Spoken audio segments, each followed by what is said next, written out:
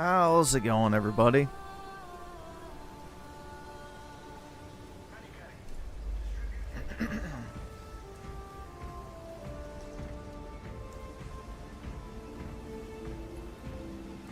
Get a job? Who's getting a job? Not me. Dude, YouTube is my job.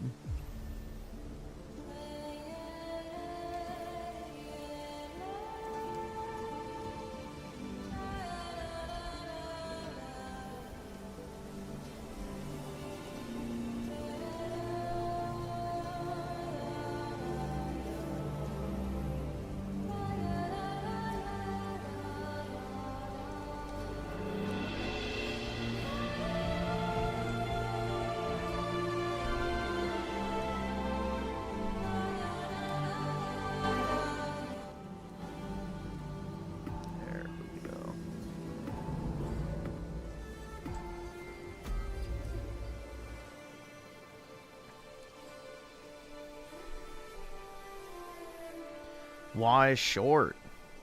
Well, because I have to work. But, yeah, I went to sleep at like, I want to say 6 p.m. yesterday. And then woke up like at 4 this morning.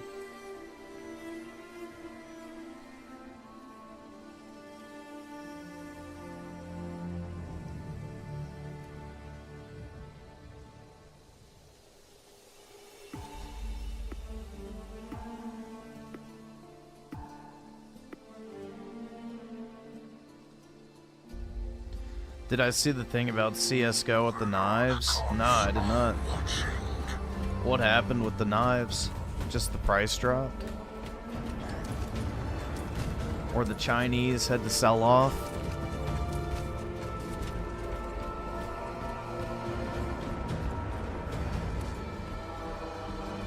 Oh, they made it so you can trade up to a knife. Gotcha. Oh, yeah. They're definitely going to be a lot cheaper now, damn.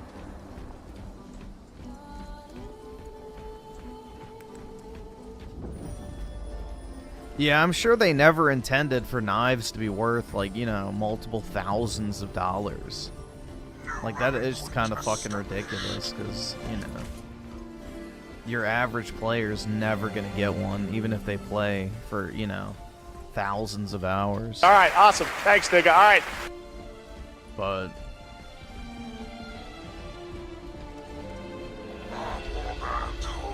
yeah, it does have a limit of only 2,500, so most people have to do it on third-party sites. True.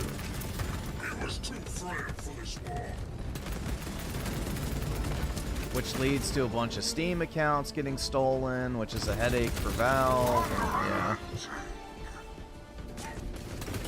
I'm sure it was a number of things that led up to that.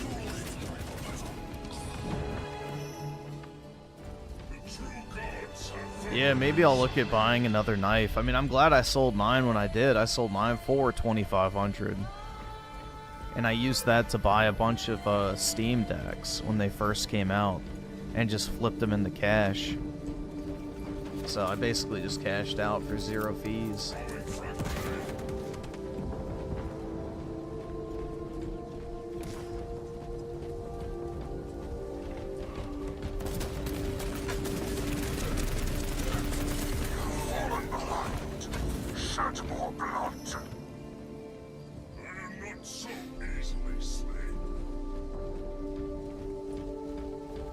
Yeah, I hope the Pokemon card market tanks as well so I can buy more stuff.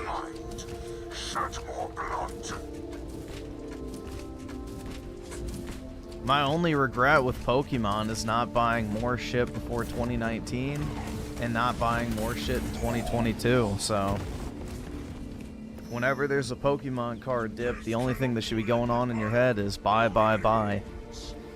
So I will not be making that mistake again.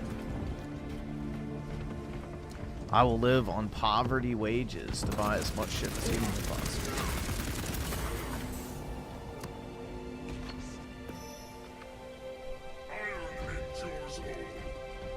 Dude, I'd be retired right now if I bought a bunch of shit back in 2022, most likely. Like the $80 booster boxes of 2022 are worth 800 now. If I would have spent 100 grand, I would have had $1 million worth of boxes. Shit's crazy to think about.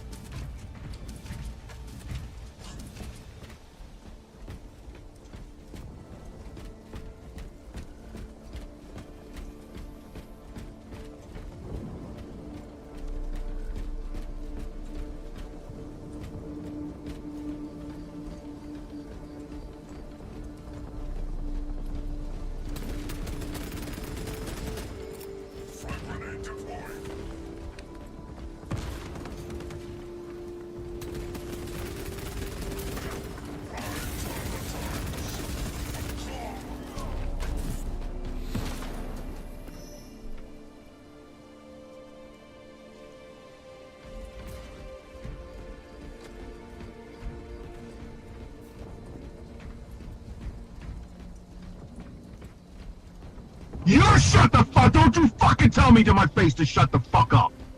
Let's see. So Oski Woski with the 5. Forgive me, Griffin, but I think we should listen to the... Alright, yeah, I can turn it on a second. Oh, shit.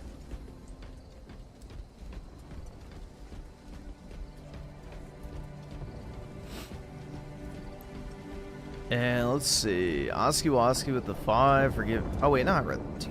This fucking thing put it twice. Yogi Bear with the 20. Consume. Well, I appreciate it, man. Keep consuming super chats, please. But, yeah, appreciate it, man. Big ups.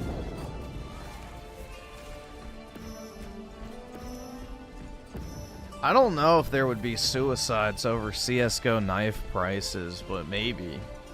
I don't really know how prominent the whole CSGO gambling community is nowadays, but maybe. I know the Chinese put their money in everything except their own currency because their government devalues it all the time. So, I know they're invested heavily in CSGO skins. And have been for a while.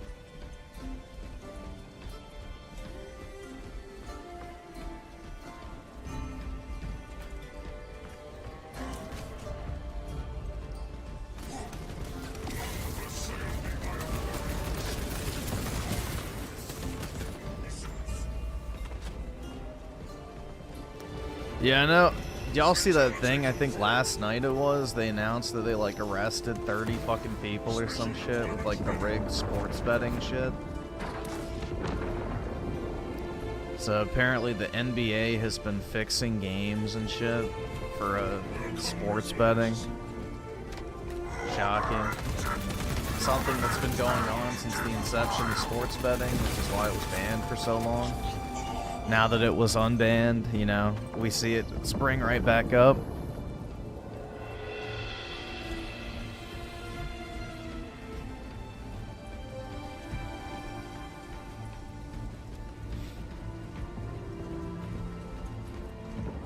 So, yeah, there was, like, certain players and shit that were, like, I guess, throwing, you know, a head coach, I think, of one of the NBA teams. Got caught, you know, cheating at poker or some shit with like an x-ray machine underneath the table, and he was wearing these special like it's pretty crazy, man. It's pretty crazy. But yeah, they got like 30 people or something on that shit.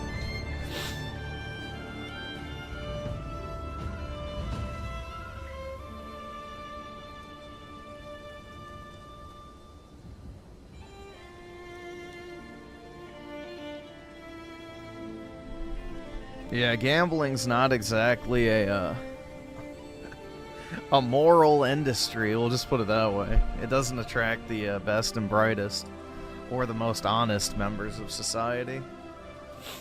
That's the whole thing, bro. That's why I don't gamble. One, I don't like the idea of losing money. Two, it's just the house always wins, so to say. The best bet you got is just putting it on a fucking roulette wheel and hoping you get lucky. That's well, even then, they can rig that, but it's probably the least dishonest way to gamble. That or flip a coin.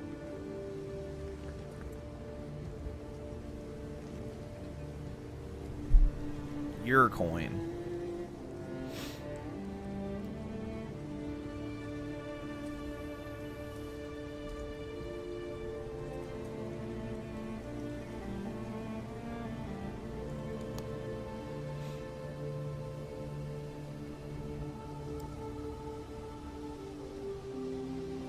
Yeah, you tilt the table a certain way, and then you can use a magnetized ball, and then certain slots on the roulette table have the magnet in them. So when the ball bounces, it sticks to one of them. Yeah, there's ways to cheat it.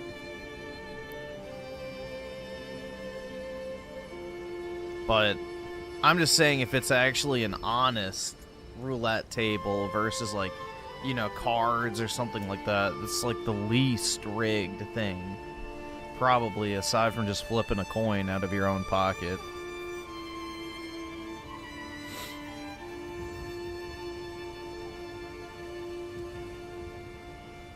But yeah, I've just never been drawn to gambling.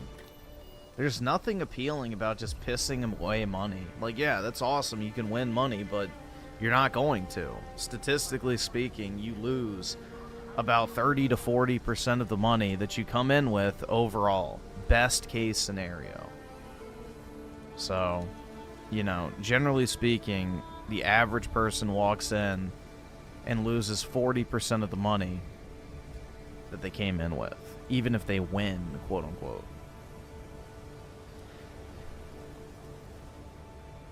I don't get it, personally. There's so much other shit you can spend your money on. Which is like when you see those videos where it's like, oh, Vegas is dying. It's like, good. Fuck that place. Vegas is an immoral shithole run by the worst members of society. The sooner places like that crash and burn, the better off we are as a society for it. And the more gambling companies that shut down, the better off we are. There's nothing, you know, good about gambling. It's an evil industry that takes advantage off of people's, you know, desperation.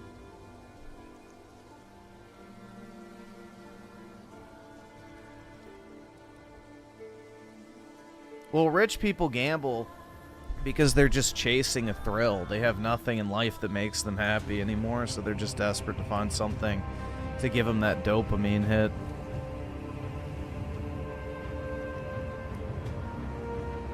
Yeah, but, like, what is there to do in Vegas other than, like, get fucking drunk and, you know, take a bunch of drugs and shit and then hookers?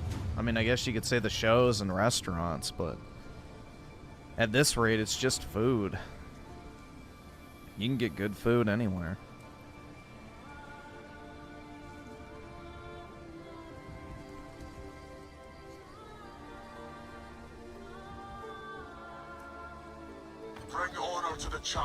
Oh, dude, yeah, that Pokemon game's gonna sell incredibly well.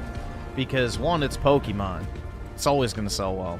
And two, Pokemon is so fucking hot right now in the card area. So people are desperate for anything Pokemon related to, like, you know, get their hands on. You can't even buy cards at the store, so the only way to interact with the Pokemon franchise right now is the video games. So, all these tens of millions of people who are buying Pokemon cards right now are looking for anything Pokemon related to get their fix, quote unquote. So, yeah, there's going to be a lot of people who would just buy Pokemon because they like the cards. And then also, when Christmas rolls around, all those Switch bundles, awesome. Thanks, nigga. All right. And, you know, parents, too, are just going to buy it. I can't afford this shit!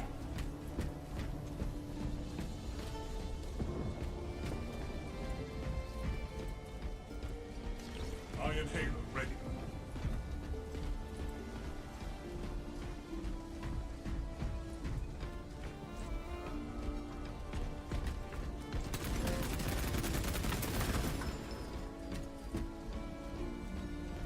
I saw this collab hoodie on the Pokemon. Oh, the human-made Pokemon shit. Yeah, That stuff's really high quality if you do buy it, but buy a size or two up because it's Japanese sizing.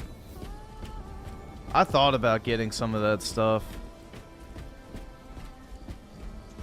It's really high quality stuff. It's a Japanese brand. But yeah, I didn't buy any.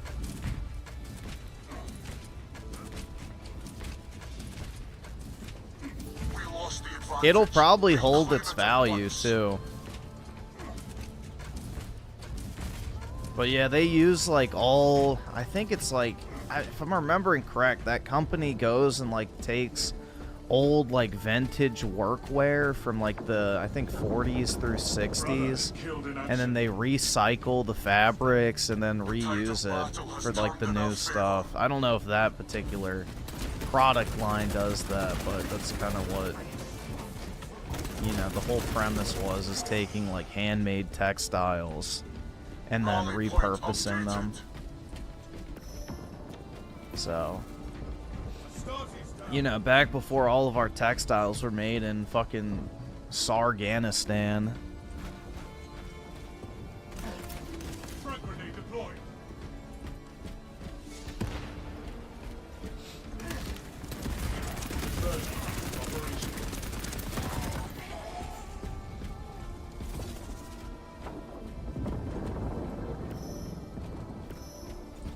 No, I forgot to turn on my alarm, but no, I went to sleep at like 6 p.m. thinking, oh yeah, I've got plenty of time to sleep, I'll just wake up, and I woke up at 4.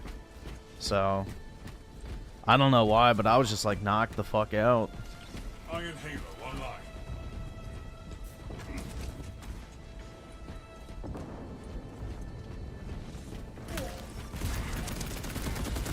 I think it's probably because it's getting cold outside, and it's like freezing in my bedroom right now. So whenever it's really cold, I sleep better for whatever reason. But that might have been it, but I don't know, maybe I was just tired. I didn't really feel that tired, which was the thing. That's why I thought, like, yeah, I'll be good. You know, I'll wake up in like 5-6 hours. Nope. Support incoming, brothers.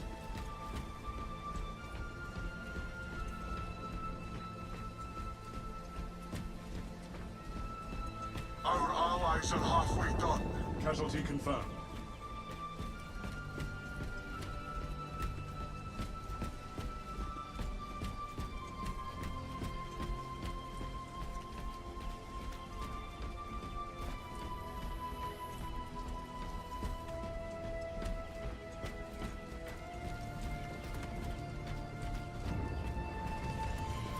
You shut the fuck! Don't you fucking tell me to my face to shut the fuck up!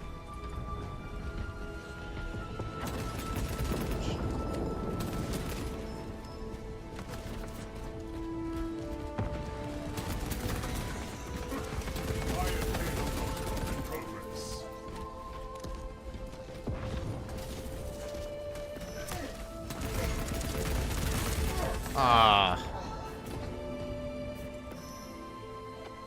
Reporting permission. Yeah, there's something about a cold room that once you get like under the covers and warm, especially if you got a dog that likes to lay next to you, it's just very very cozy, you could say, to quote women.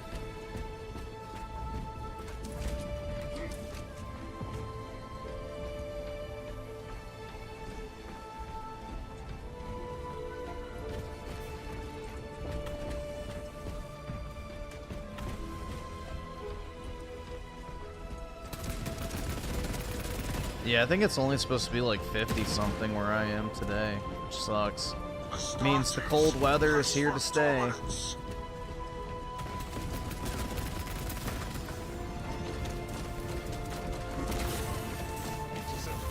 Oh, fuck.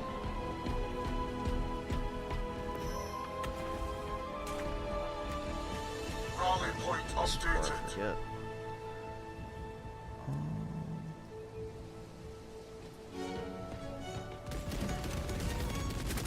Oh, fuck. Let's see. Oski Woski with the 5. Not up for later, just so I don't forget. Oh, okay, I can read this real quick. Pokemon Legends ZA has sold 5.8 million units worldwide. In its first week, about half the sales were on Switch 2. That's what I said, and people called me fucking crazy. They were like, oh, it's not going to sell well on Switch 2. It's like, no, people are going to buy a Switch 2 for Pokemon. People will buy a Switch 2 for Pokemon. Fatality reported. So, yeah, that's. I had a feeling that was going to be the case, that it would sell better on the Switch 2 than the Switch 1. I forgot whose video we were watching where they said the Pokemon wasn't a system seller for the Switch 2. And I was like, nah, it's going to sell pretty much better on the Switch 2. People will go out and buy it to get the best experience on it.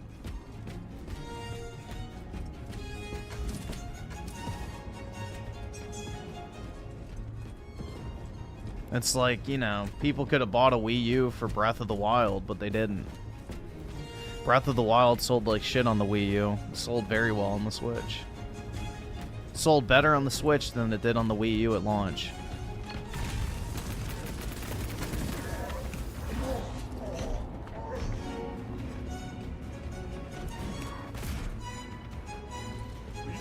Elijah Petty with a 2. Did you watch Steven Crowder?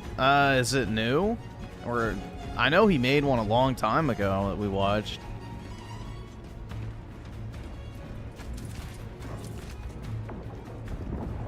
If he made a new one, I haven't seen it, but I saw the one like a few months back.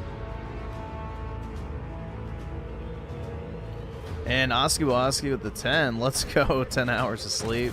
How do I feel? Not really. I don't know. I'm always tired, but I guess I feel fine. I'll feel better once I go to the gym and shit, because that'll wake me up.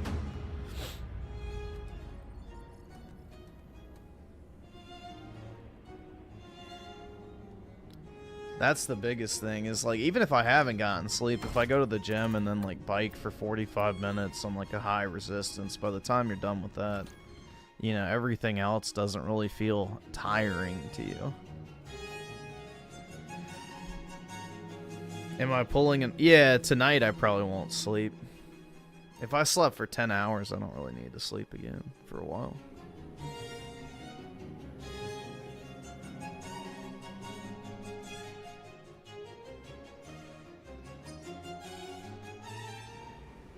Yeah, but the thing is, you have to remember there was 13 million Wii U's out at the time that Breath of the Wild came out, and only like 2 million Switch 2 or Switch 1s.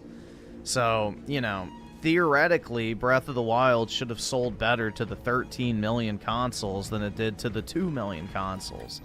That's the whole thing. It's like the Switch 2, you know, there's like 8 million of them out there, and 150 million Switch 1s. So you would think Pokemon would sell better on the Switch 1.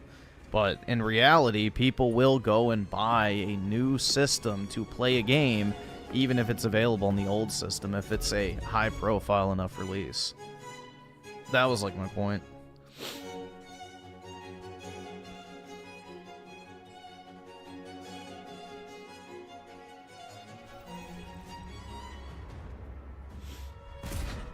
Ah, fuck.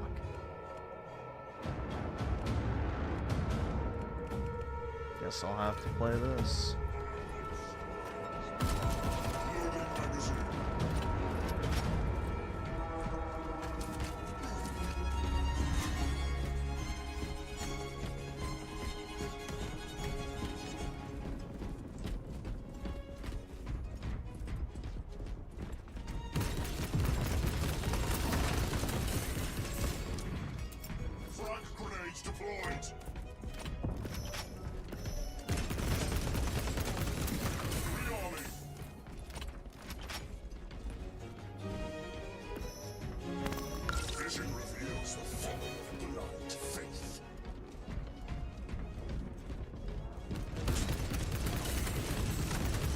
Ah, damn. Yeah, this is Warhammer 40K.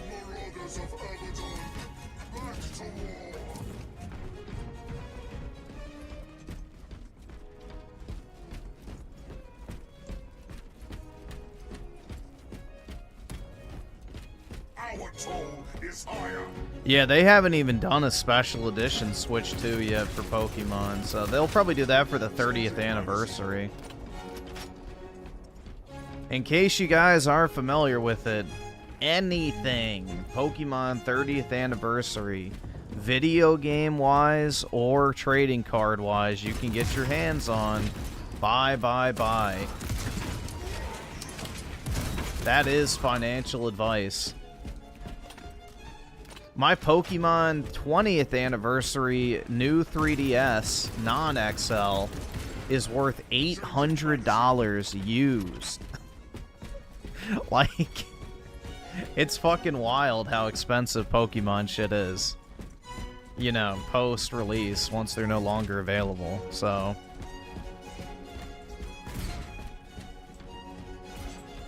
If it was new, it'd be worth like $2 grand. Frag grenade out.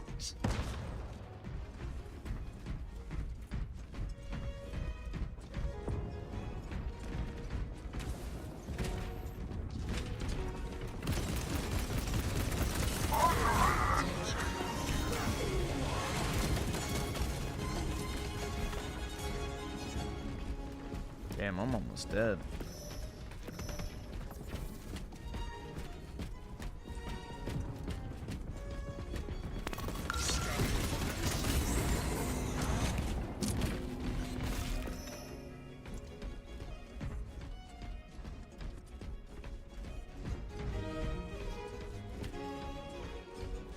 Yeah, all the 25th anniversary cards are like crazy expensive now. Even like single hollows are worth like $2 to $3 a piece now. Which I kept everything I opened. So I just have boxes full of fucking 25th anniversary shit. Same with sealed and everything.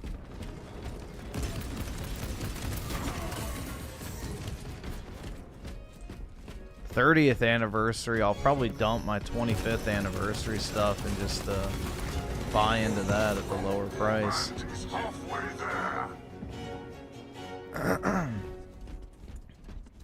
How much are they worth? Well, let's just put it this way. They had a Ultimate Premium Collection for, I think, $130. I have 4 of those. Each one is worth just under $1,000 right now. And I believe the ETBs, those were $50. I think those are worth like $250 to $300 a piece right now. I've got 50 of those. The premium collection boxes, you know, those were 20 bucks. But they were fire sailing them because they had too many of them in stock at the time, so you could get them for like $12. Those are worth upwards of $100 now. So, you know, some of the stuff is like 8 to 10x, depending on what you bought. And then single bulk cards that were worth like pennies at the time are worth multiple dollars a piece. Which I have thousands of those, just sleeved in a box that I kept. So, I don't even know. I mean, the box is probably worth like 10 grand if they're worth $2 a piece.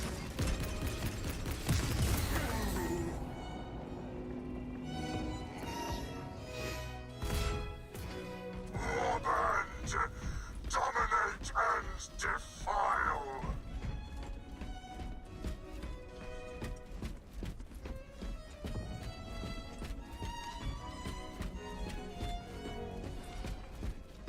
They're all worth nothing. No matter how many times you say that, PK, it's not going to make it true.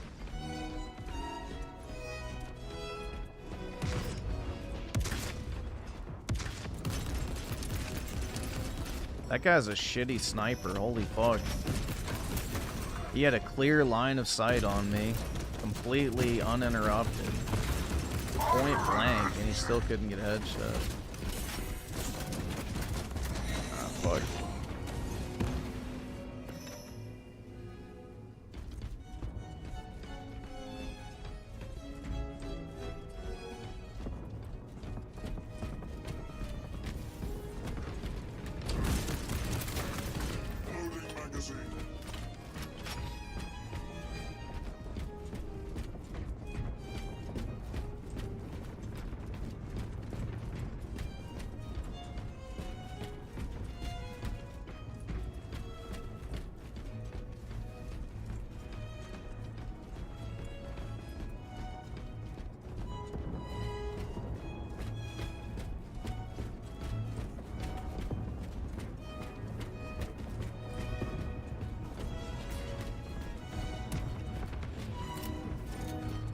So irritating you can't throw a grenade up there.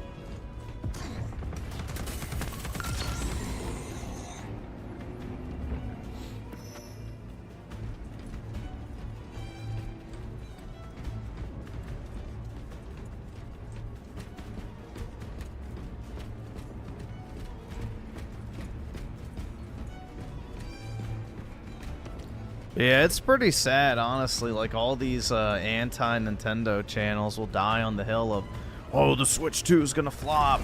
Oh, this game's gonna flop. That game's gonna flop. Nobody's playing this. Nobody's gonna buy it. It's like... But yet, people keep watching those fucking videos, even though they've been wrong on every single account. Not a single thing they've said has been accurate. You can dislike a game, like, trust me, I fucking hate Pokemon Legends. But I knew that game was gonna sell well. It's just either subscribe, donate, or get I don't the fuck like out. Breath of the Wild, but I knew Tears of the Kingdom would sell well.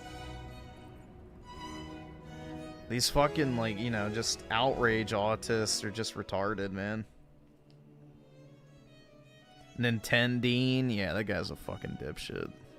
He's one of those, I'm very smart because I use big words. My mommy made me dino nuggets.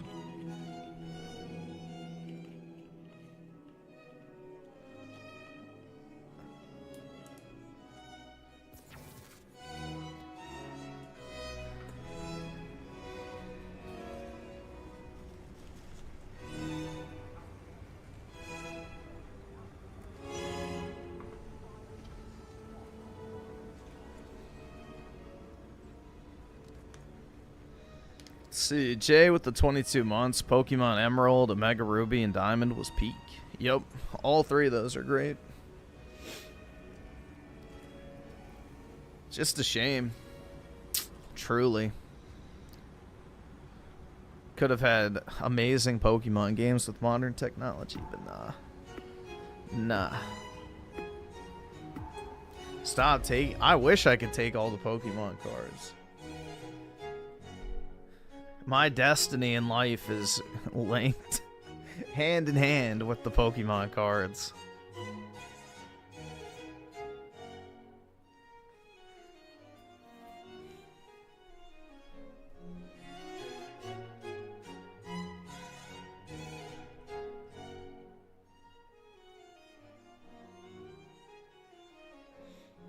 Yeah, honestly, that Ninja Gaiden review's doing pretty decent. It's at just about 15,000 views right now, which, you know, isn't bad. I wasn't really expecting that video to get a ton of views. Because, you know, Microsoft doesn't market their games worth the shit. And, you know, they kind of just send it out there to die, unfortunately.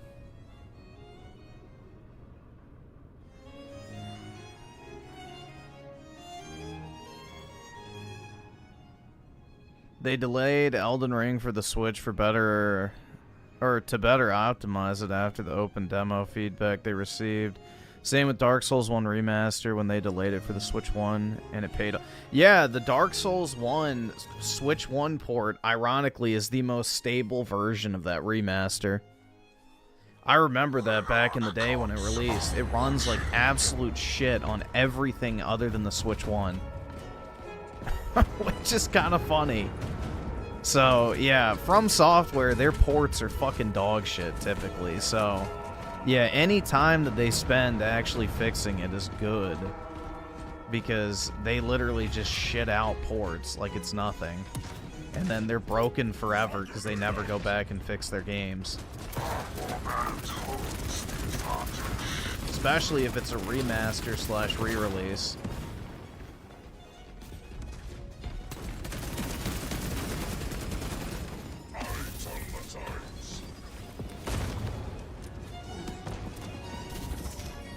Alright, there we go. Shit. Dude, most Japanese developers are Nintendo fans. It's like the creator of Final Fantasy considers Nintendo to be, like, home, he said. So, yeah, most Japanese developers consider Nintendo to be, like, their home platform. because it's the original Japanese platform, and on top of that, they all grew up playing Nintendo, and a lot of them started making video games for Nintendo consoles. So it's just the platform and company that they consider to be like, you know, the Japanese platform. And most Japanese people prefer Nintendo over PlayStation. So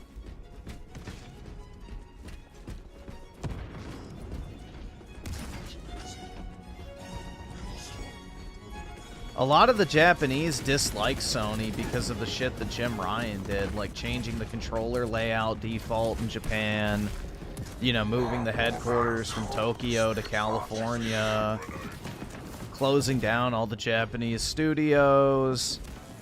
So, yeah, PlayStation, to a lot of people, is seen as a traitor brand, which is kind of interesting, which I can't really say is not founded. You know, it's definitely not an unfounded complaint.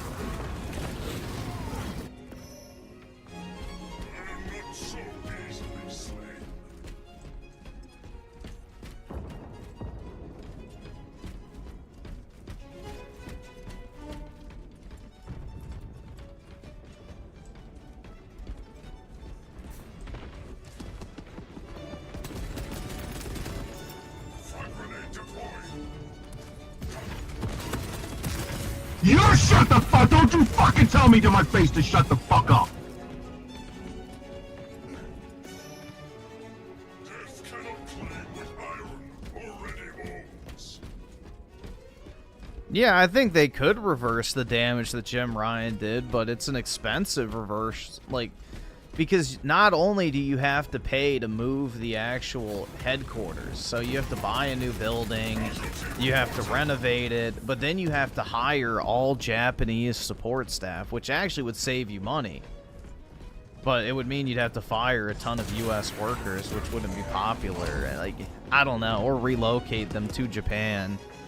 So it's easier said than done, but theoretically you could do that. But as far as opening Japanese studios, again, you'd have to not only find people who could run the studios, but then you'd also have to hire entire staffs of people to start working and ideating on games. And then on top of that, you know, it takes several years for them to even, you know, create the idea for certain games, much less develop them out. So it's like a decade-plus process that has to be done to course correct. I mean, you could very easily make, you know, the Japanese audience happy by reversing the controller layout thing, which that's easy. Which why that was ever done is just because Western devs were fucking lazy. But it's possible. I will not fail, Perturabo. Oskiwoski with a 10. I knew since the start of October that it was going to get delayed. No way they were going to release it in December. It's honestly, it's good. The more time in the oven, the better. Yeah, especially with the FromSoft like remaster port, because what you get is what you get. That's like the case with Dark Souls, Scholar of the First Sin, or Dark Souls 2, Scholar of the First Sin, and especially Dark Souls Remaster. Both of those games have big issues. That's right! That's right!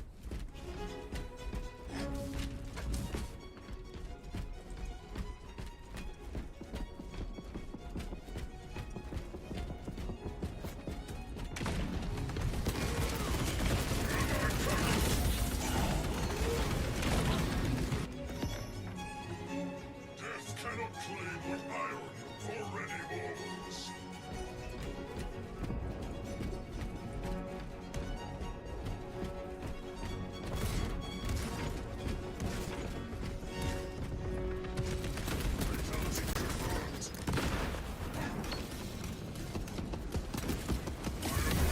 Yeah, the crazy part to me is that Sony spent double the market cap of Square Enix to buy Bungie, when they could have just bought Square Enix instead and had an infinite library of amazing single-player Japanese IPs to just crank out until the end of time.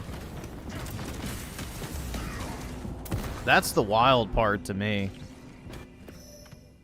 They could have bought Square Enix for half the price, had some of the best Japanese role-playing games of all fucking time at their disposal. They could have used that to revitalize their Japanese market. And, you know, they would have been way better off for it, because Bungie's basically worthless as of today.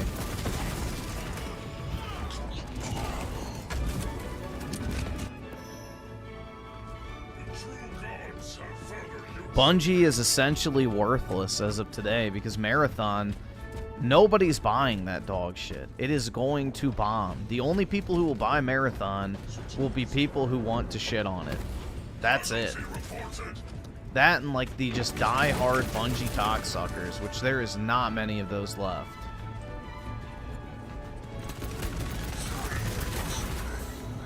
Terrorize our foes. Iron endures all. Well, the worst part about the stolen art thing is the fact that the art they stole sucks. Like, look at the art that they stole. It's terrible. It's hideous. Like, it doesn't even look good. Like, if you're gonna steal an art style, at least steal a good one. Like, fuck. But no, they picked something deliberately ugly and troon-coated.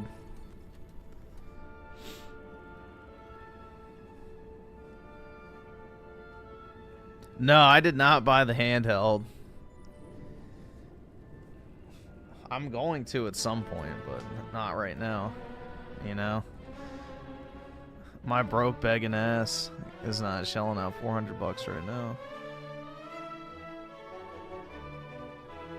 I have to accumulate some funds, but yeah, I will be getting one. Those things are cool, man.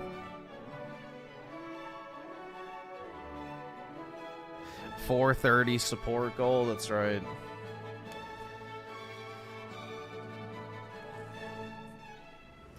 No, I'll get it at some point, but just not right now.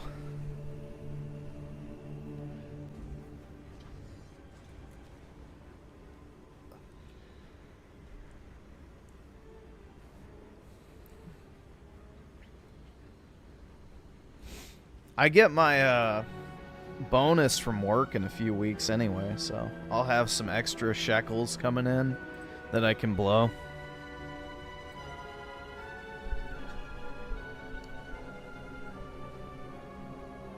I'll probably get like 2 or 3 grand from that, so that'll give me some fun money, so to speak. Hopefully. We shall see. They might do the thing, oh, well, your job is your bonus, which wouldn't surprise me. They've been very kvetching over, you know, promotions and bonuses the past years.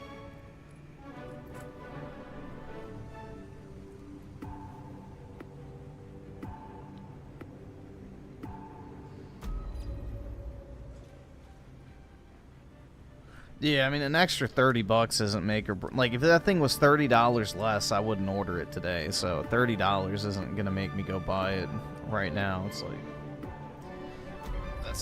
that's not the problem. It's the $400 something. Then I have to buy like the case and all the accessories and shit. So yeah, I don't really care about the like $30 saving. That's not the determining factor for me.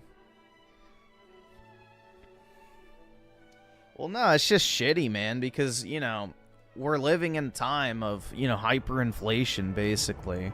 Allegedly, the company's doing better than ever, and yet nobody's getting a raise to even, you know, account for inflation, much less performance bonus. So, we'll see. I mean, they announce it in a few... Actually, I don't know when they announce it. At some point, towards the end of November, I think. Or no, I think towards the middle of November. I'm not sure. Dude, everybody's getting a pay cut. That's the entire premise of inflation, is every single person is getting a pay cut. No matter what country you live in, no matter what currency you're paid in, pretty much everyone's currency value has gone down over the past 5 years. Dramatically so. So overall, everybody has received about a 30% pay cut because their buying power has gone down so dramatically. So pretty much everybody in this chat has gotten an indirect pay cut if you've worked over the past 5 years.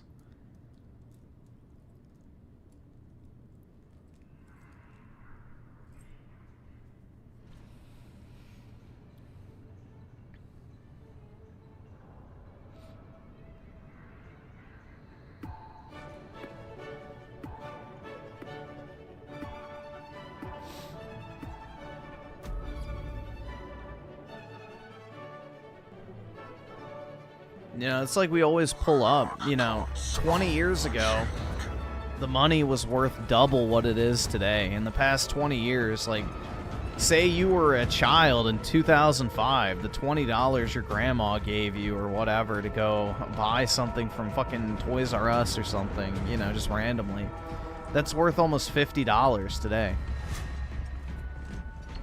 You know, 50 bucks is the new 20. Which in reality, it's 100 because everybody's raised their prices, so fucking high. You know, you're not even getting out of like McDonald's under 20 bucks nowadays if you just get enough for one person in a lot of cases. Crazy. That's the thing, bro. Who is even eating this fast food slop anymore? It's so fucking expensive. Like, just go to a restaurant at that point.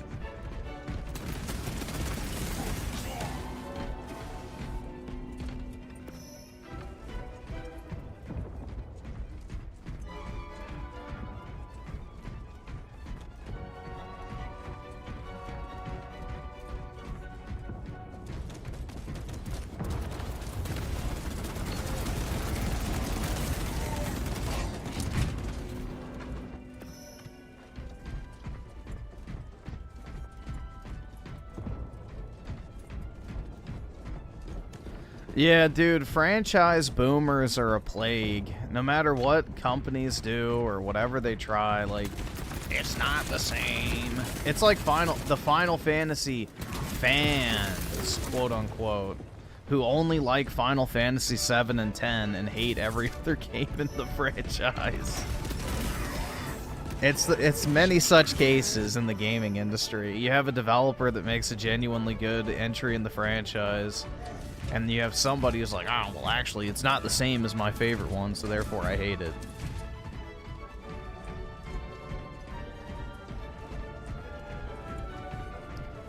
But yeah, the Final Fantasy community is filled with those type of people, too.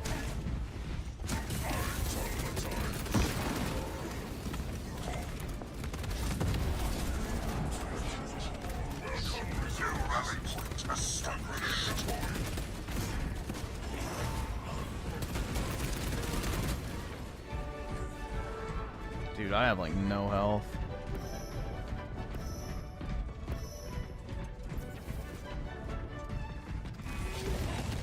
Now is the time.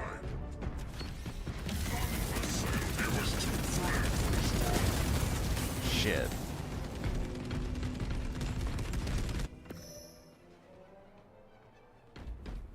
Fatality confirmed.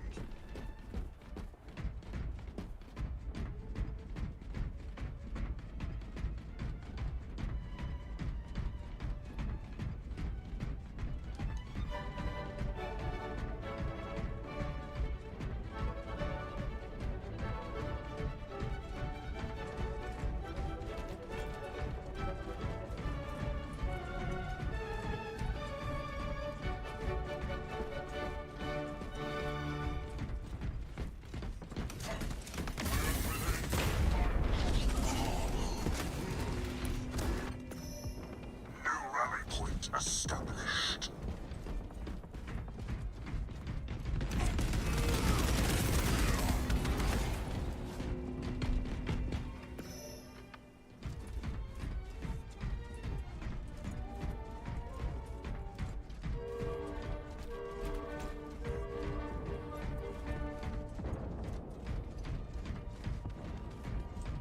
Allied casualty. Yeah, the grandpa, yeah, NZA. He's the epic gamer girl, dude.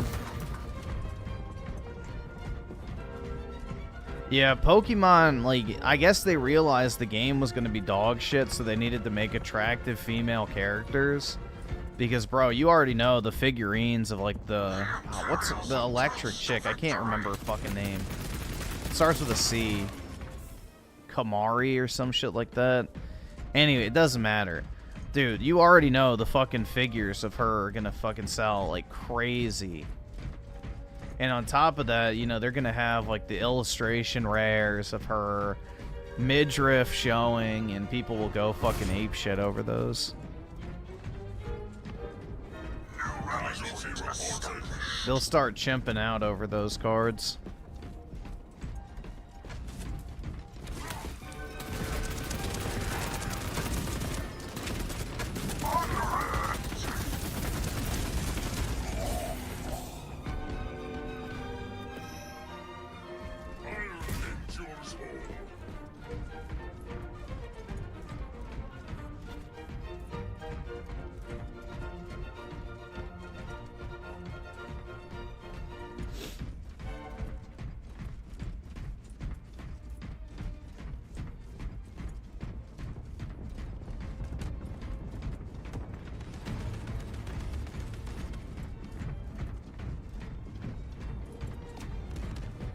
Yeah, bro, she's got a flat stomach, so people are gonna fucking, you know, empty loads upon loads of, you know, passion all over the thought of her.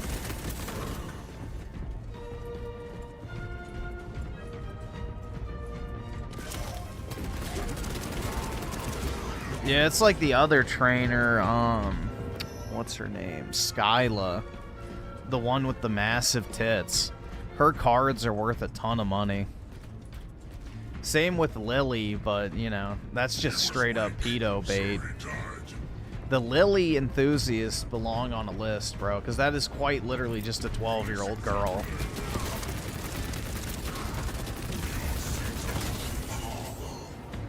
There's, like, nothing sexual about her at all. It's, like, literally just a girl in a dress. And there are so many fucking middle-aged Asian men who obsess over that fucking card.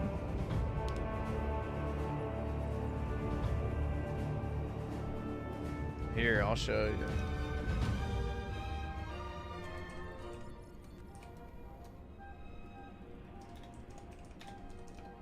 This card.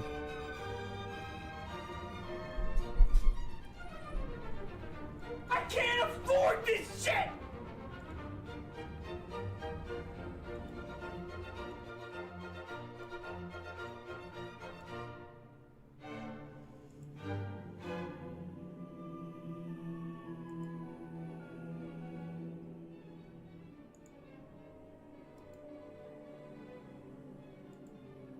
And then this one. This one's worth multiple thousands. Like, bro, there is nothing sexual about this card at all. But it's just because she's a little blonde girl in a dress. The fucking, you know, pokey pedos hype the shit out of this card.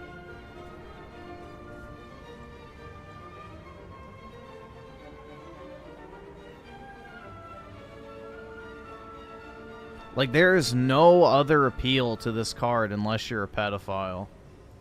Like, none.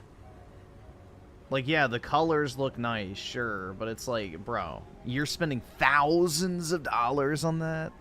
You're just a pedo. Like, sorry. It's not something like this, which, hold on, let me see if I can find a better example.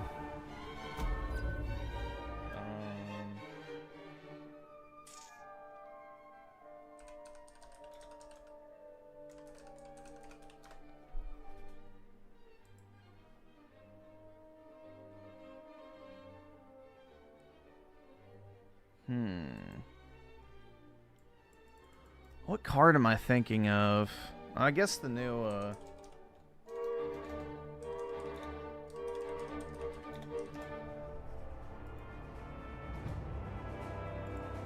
like, at least this one, there's more to it than just, you know, yeah, I want to jerk off to a kid. Like...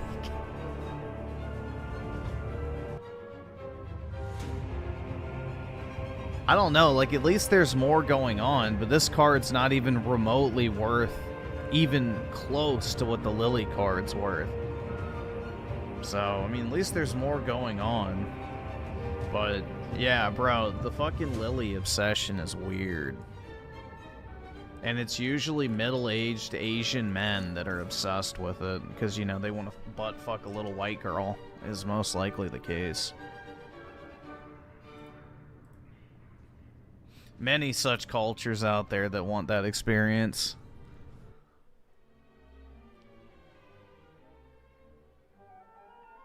I mean, look what's happening in Europe, bro.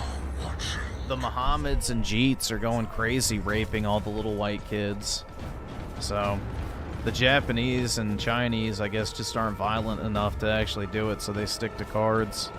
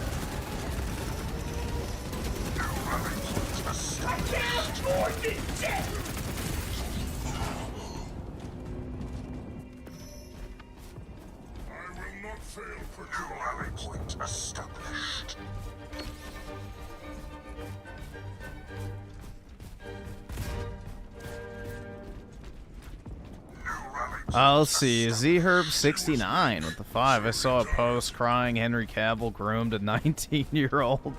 I pointed out how it's 2 grown adults and was called a freak and a pedophile.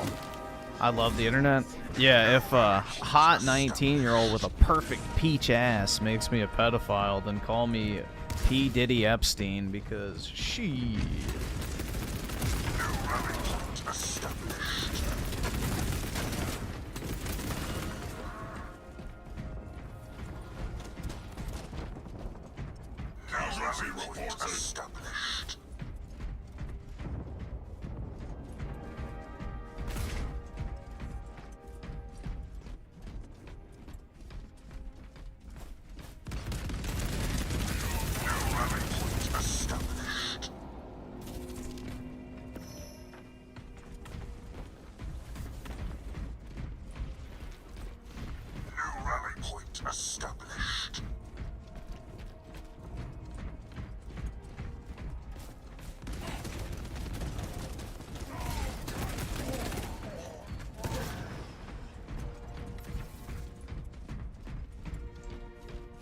Did you really just try and insult white people by calling them cum skins?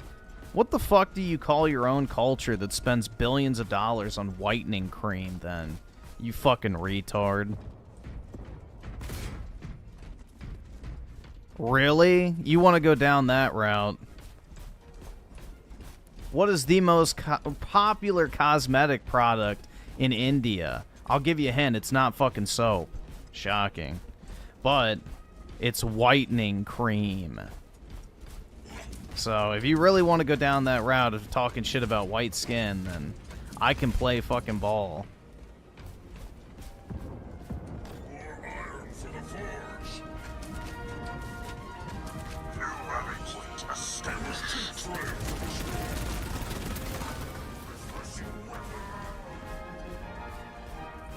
Yep, all the hair care products to straighten their hair. Hair dyes.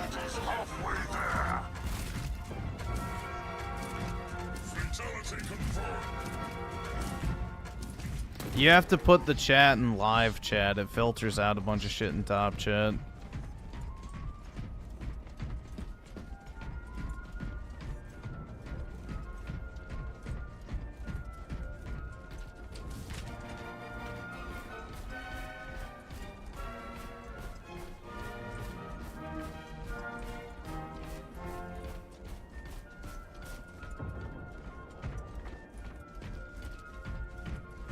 Fallen behind.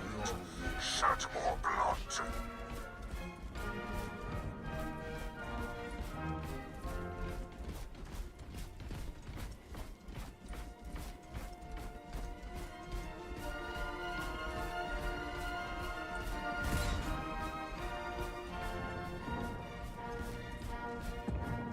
Yes, I saw the video. I forgot his name, but yes, I saw the video of the guy.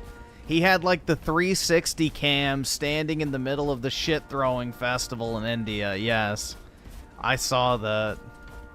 He was wearing a hazmat suit too. That shit was funny as fuck, man. We got some new HD footage for all the people. That's not real. That doesn't happen. That was 20 years ago. Oh, you know, all the fucking copes. All the copes.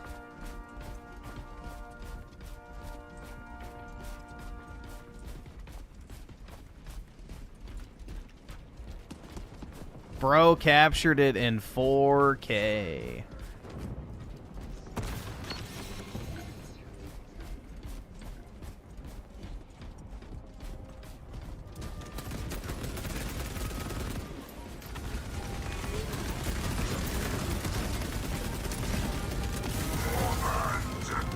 Dominate and defile.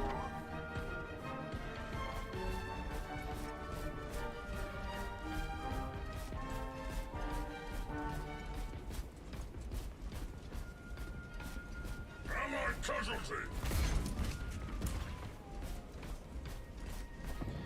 Big fat nuts with the 5. How's it going? Pretty good, man. Can't complain. Appreciate it. He was weak, so he died. I'm sure if you just go on Twitter and look up India Cow Festival, you'll probably find it. There's a ton of clips on Twitter right now of it.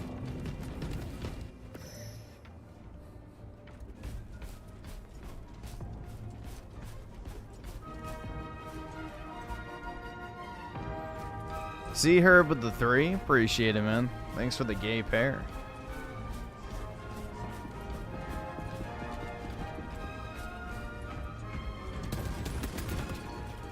Well, unironically, bro, the Indians treat their cows better than they treat their own people. So... Terrorize our foes.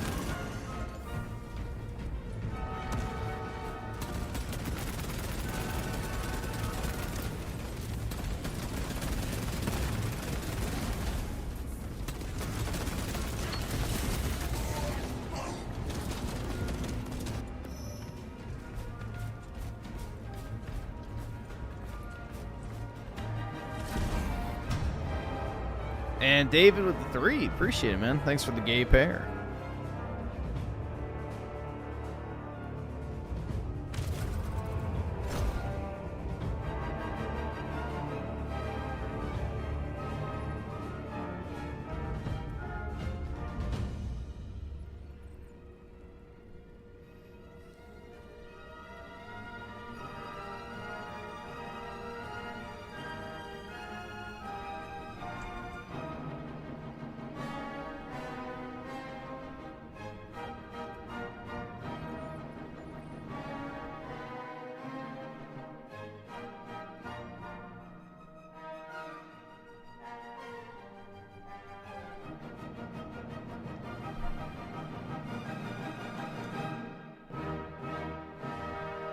Here, I can see if I can. Let me see if I can find it real quick.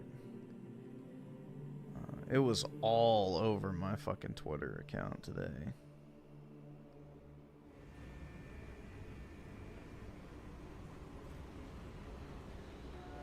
India Festival. It'll pop up.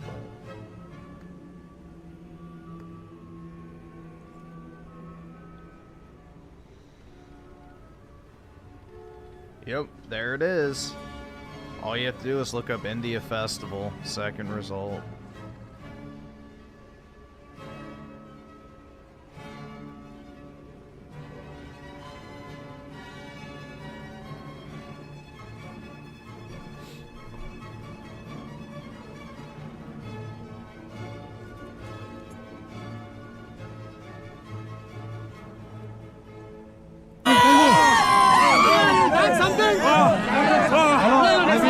I'm sinking. I'm sinking. I'm sinking. I'm gonna die today. I'm gonna die today. They're gonna kill me. They're gonna kill me. Spare me. Spare me. No good. Don't kill me. Spare me. They're sparing me. They're pacifists. Oh, so much shit. So much shit. We keep pushing. We keep pushing. I walk untouched. I am the one who shits. Oh my goodness. Shut the fuck! Don't you fucking tell me to my face to shut the fuck up! I'm sinking.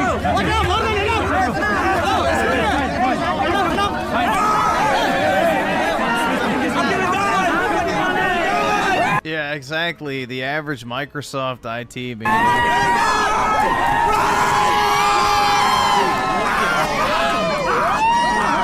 I gotta get out of here.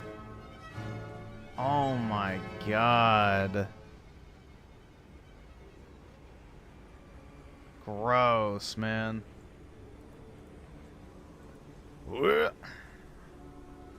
That shit's nasty. I feel like I need a shower and I wasn't even there.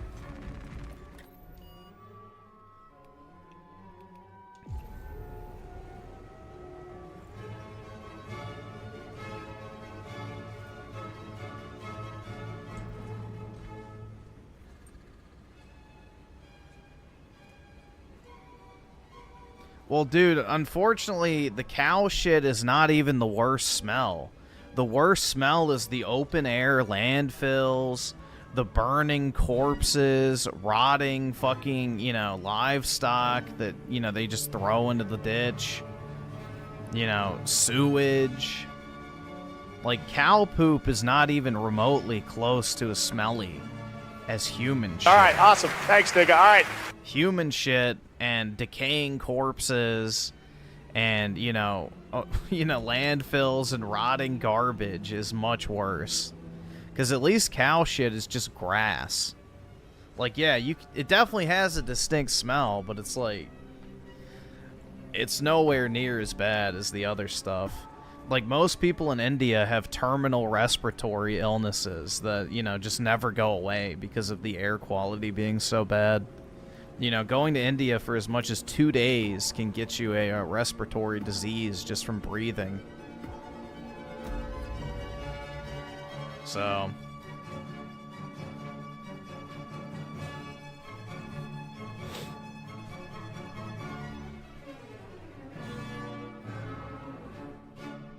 Tay-Tay with the 10. Sup, legend. Always fucked with you. Stay base. Cheers, chat. Appreciate it, man. Really appreciate it.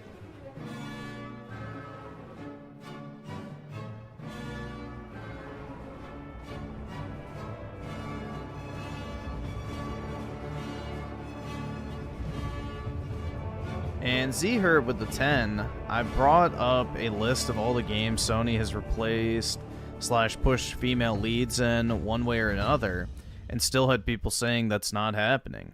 Wild how you can point this out and they still deny. Yeah, I mean, it's just, you know, chosen ignorance.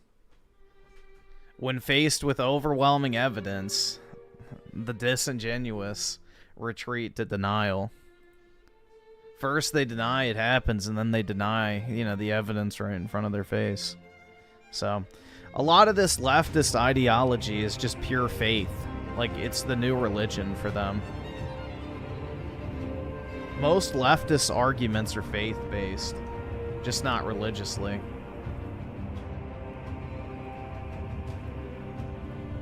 You know, they have faith that giving, you know, underprivileged people infinite resources, government housing, and all this other shit will turn them into, you know, good members of society.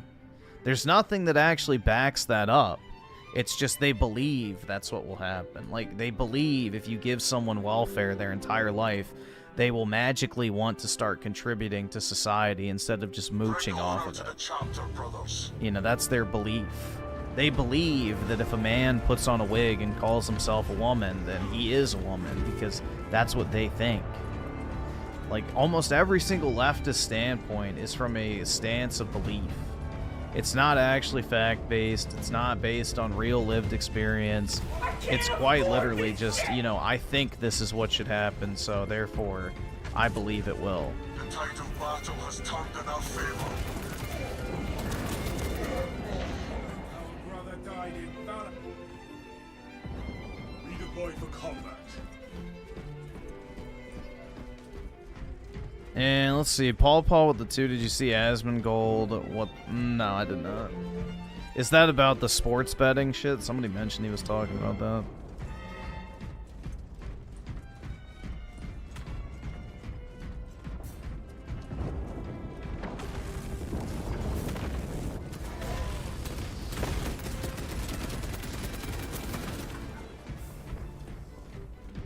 Rally point updated.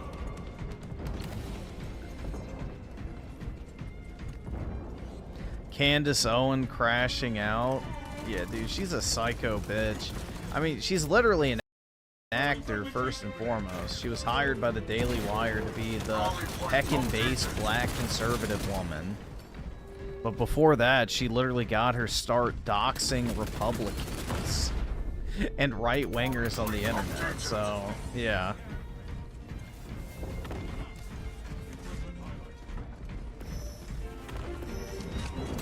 Rally point updated. Casualty confirmed.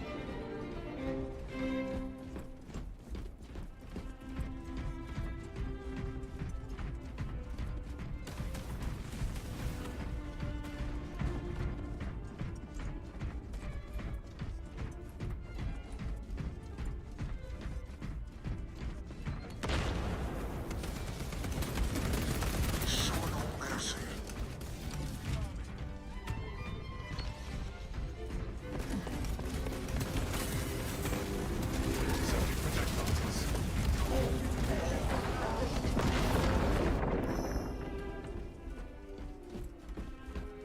She implied that Trump is behind Kirk's assassin. That's right. Trump's strongest soldier in terms of getting youth support. You know, Trump personally had him executed. Rally point updated. Jesus fucking Christ. But people will tell you with a straight face that she's smart. It's crazy. Rally point updated. Candace Owens is a joke.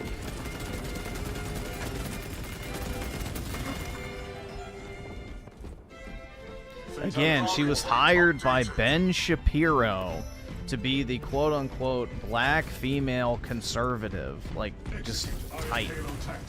They typecasted her. She is an actor, not a actual, you know, political mind. Restored to combat readiness. Same with, like, it's the same thing as Brett Cooper, dude.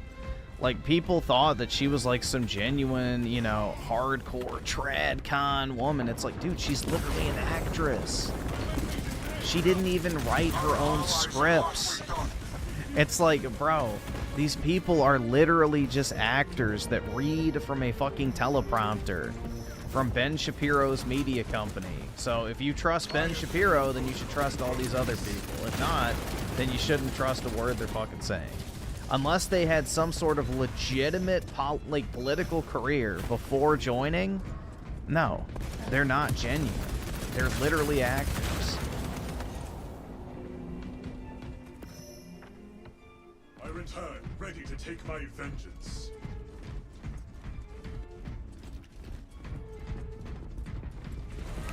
Yeah, that's the thing with Crowder, is he's been around forever, man. Steven Crowder's been around forever. So, you know, he's stood the test of time, and I do think he's a genuine actor. Now, granted, you can think, like, you know, he's dumb or not, but I think at least he's genuine. Personally, I think his whole comedy shtick is kind of cringe, and I wish he wouldn't do it, because he'd probably have a lot more mainstream relevance if that was the case, but yeah. He seems like an actual, real human being.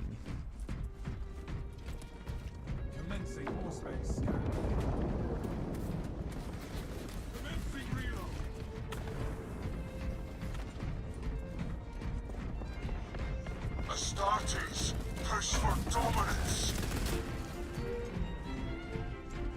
Yeah, I've never been a Ben Shapiro fan. That dude always seemed fucking squirrely to me. Maintain this focus, brother.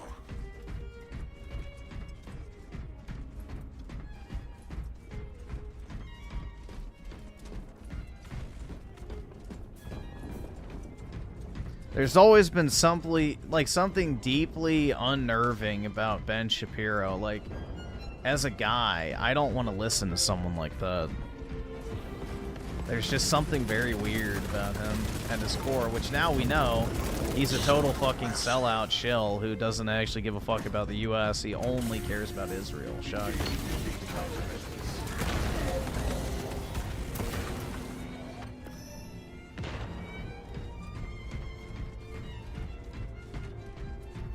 Dude, I'm telling you, Candace Owens' end state is becoming a black Hebrew Israelite. She already pulled that shit when she had her, like, interview, I guess, with Nick Fuentes. She went all, you know, we was the pharaohs and shit, and we built the pyramids and all that. So, she's only one step away from becoming a black Hebrew Israelite. I'm telling you, that's what it's gonna be.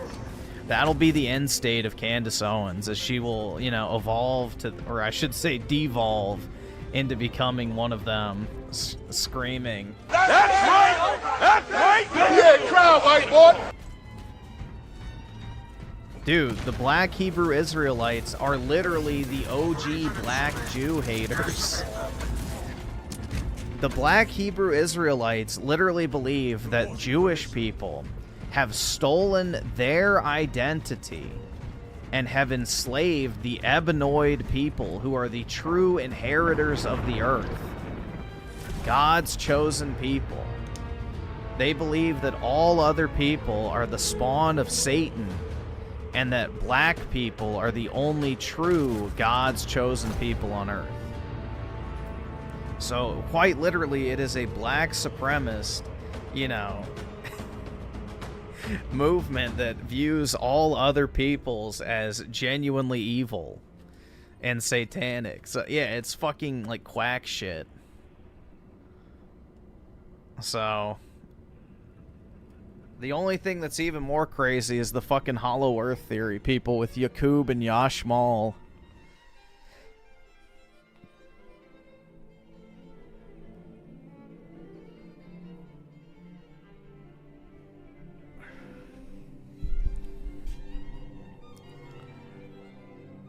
You're broke! You're fucking poor!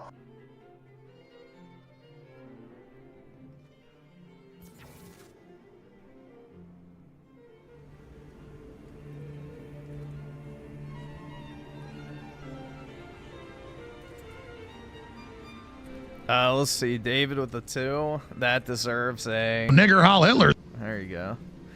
Alright, let me see. What is this video?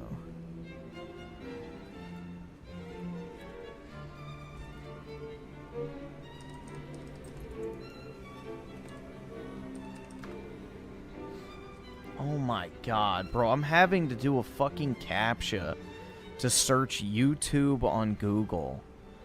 Dude, dead internet theory is anything but a theory. There's so many fucking bots.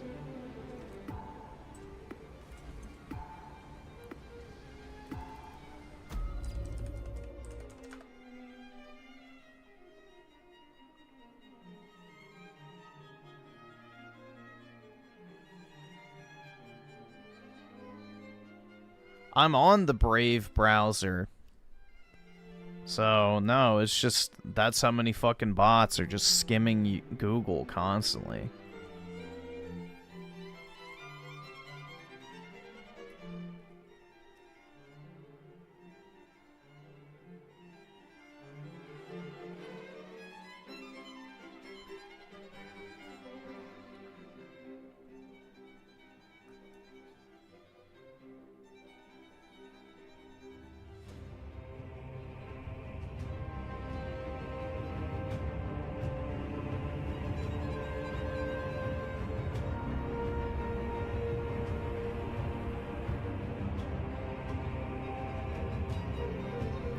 People did kill themselves over the skin market crash. God! That's all I have to say, man. Jesus. Can't say it's undeserved.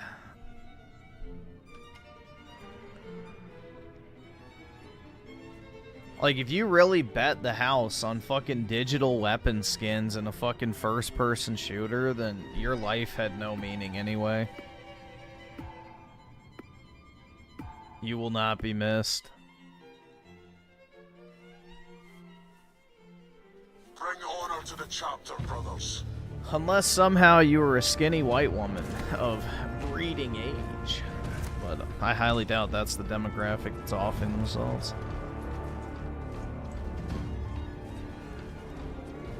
Stop watching Fuda, Griffin? Never. He'll never make me.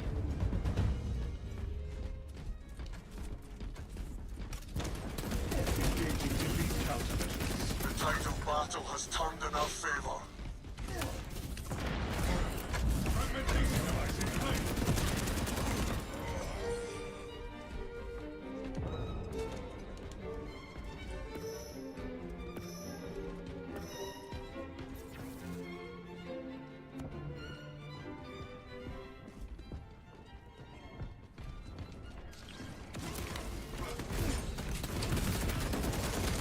Griffin would save the skinny white women? That's right.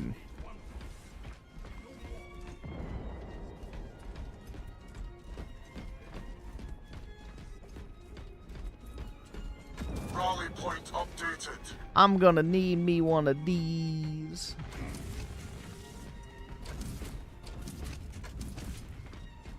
Rally point updated.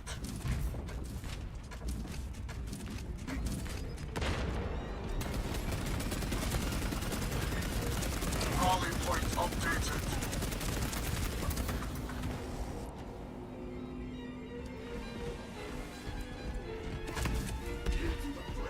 I said skinny white woman. Amiru is not white.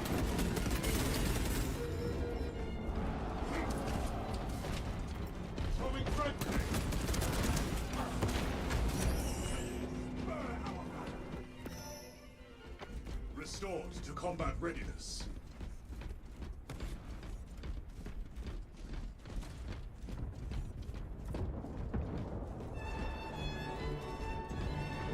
Is it ever too early to goon? You should never goon. No gooning. Put away the penis now. Who do I have to kill to get to fight around here?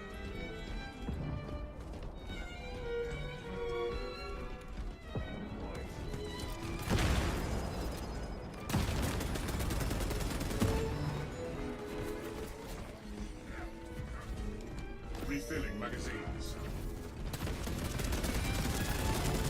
There's a weird lag going on this game. Like, I'm not getting any of my pop-ups. My grenade throws are, like, stalled. You know, the indicators for me picking up stuff. This lobby's busted.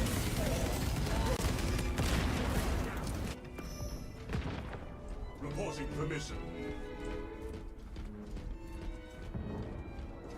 Yep, never goon.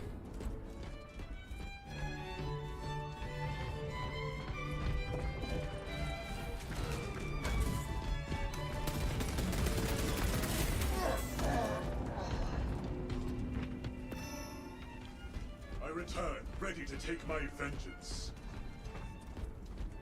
Casualty confirmed.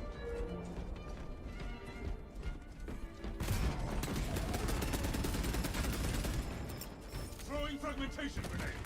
Yeah, you saw, like, I don't know. It's kind of hard for you to see the delay, but yeah, no pop-up on that kill there. But, like, watch. I'm gonna throw it now. Look at that delay, bro. That's like a solid 1.5 seconds.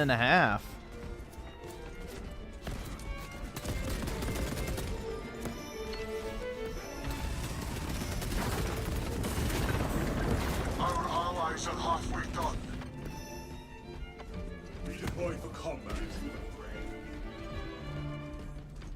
Dude, that extra Emily bitch is obnoxious. Any guy that unironically watches her needs to be castrated immediately. That bitch is so fucking annoying. Holy shit. Like, you've got some pedophile vibes. Like, that's like a 30-year-old woman acting like an 8-year-old. That shit is weird, bro. That is some pedophilic shit.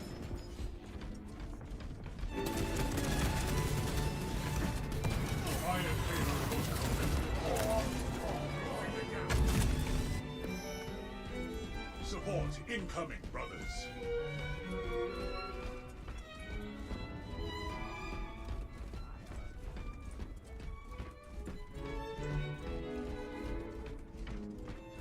Yeah, that is the stereotypical Asian mid that you're condemned to if you become a passport, bro.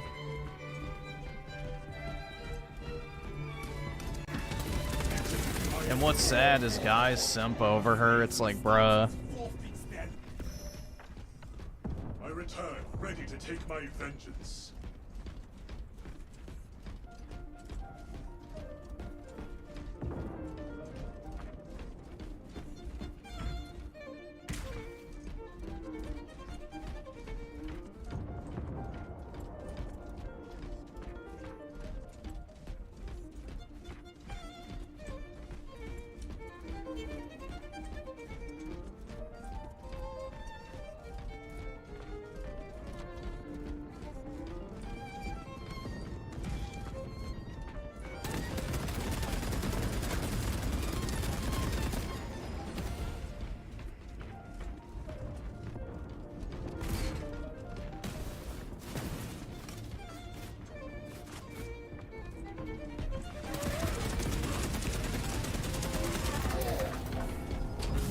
Yo, I got the points. What the fuck?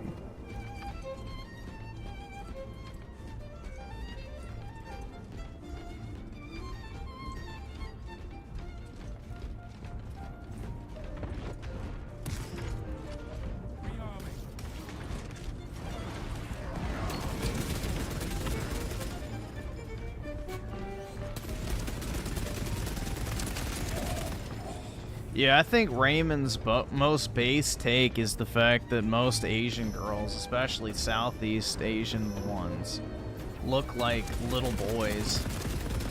I agree. That's why I don't find them attractive, too. The face card is a no-go. They look like 12-year-old boys. I absolutely agree with them on that one.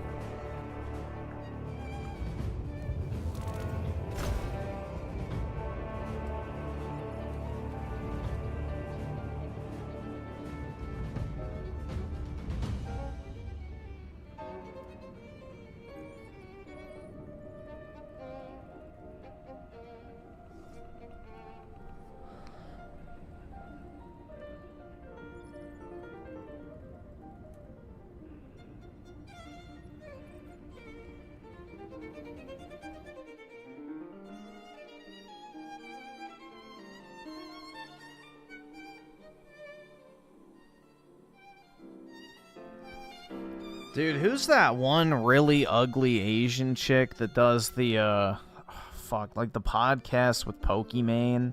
I've seen clips of it, but bro, that chick is brutal. Holy fuck, man. That's like the San Francisco, Washington, D.C. phenotype for the average corporate Asian chick. Like the super just ugly, like nerdy looking Asian, like bro. That's what my area is plagued with. Same with San Francisco. That's like literally every other woman.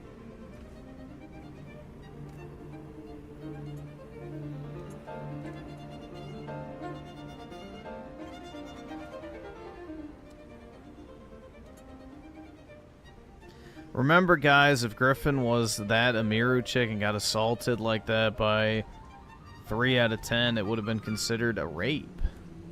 But if it was a 10 out of 10, he would bring them to his room and have hot monkey sex. Like, well, dude, I don't think anybody would complain if a attractive woman walked up to you and just started making out with you.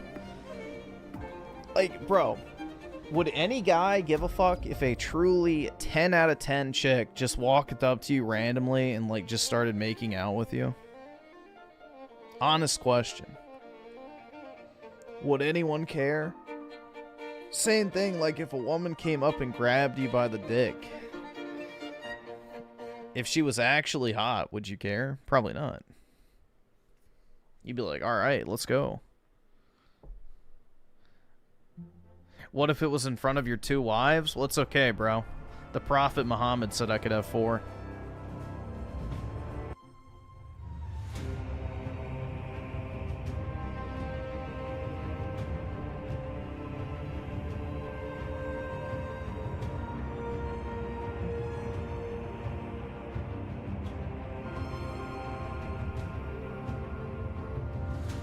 No, the Prophet Muhammad can have 9, but the normies can have 4.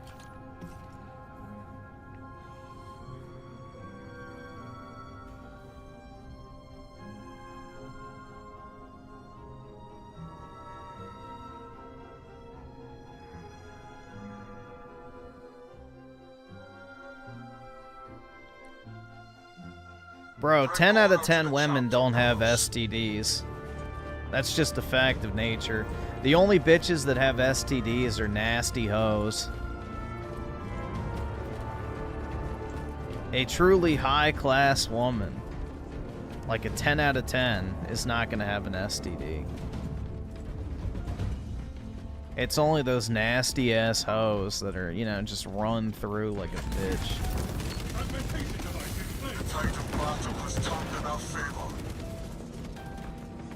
A true 10 out of 10 does not have to be a whore. So, they'll just get things for doing nothing. If you're truly beautiful like that, you will get everything handed to you in life with little to no output from you. People will just do nice things for you because they want to be around you. That's how it works. The pretty tax, or pretty privilege, whatever you want to call it. You know, people who are beautiful or considered extremely handsome get a higher rate of promotion, they're chosen for jobs, they get paid more, you know, they're given more opportunities. You know, people want to be around others that they deem as ideal. So a truly beautiful woman does not have to lower herself to being a whore, to being a fucking, you know, prostitute, or an OnlyFans chick. She can literally just make money off of the pure, you know, virtue of her beauty.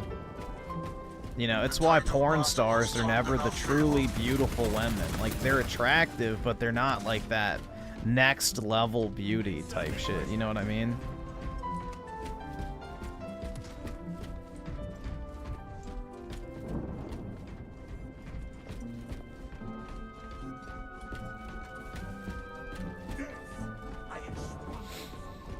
So, We lost the advantage. Reclaim it at once.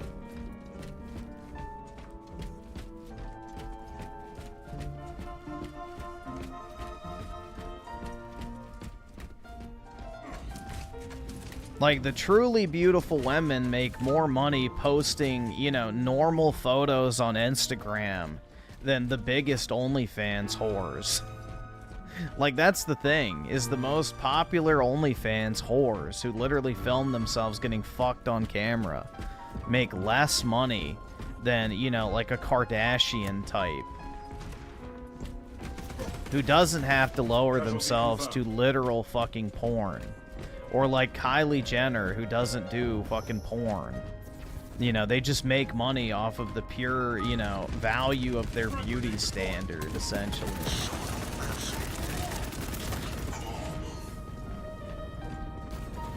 That's the thing. You know, there's plenty of them. There's like all the TikTok bitches that make tens of millions of dollars a year just promoting products. Am I saying the Kardashian? The world views it as such, man. The Kardashians have pretty much set the female beauty standard, for better or worse, for the past 2 decades. So, whether you think that's a good or a bad thing, the world views them as beautiful. Personally, the only Kardashian I think is actually attractive is Kendall, which is the one that hasn't had all the plastic surgery. The the really skinny one. Other than that, I don't really find them attractive at all. Not my type.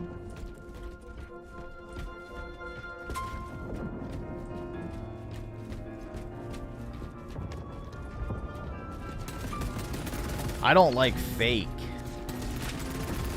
So...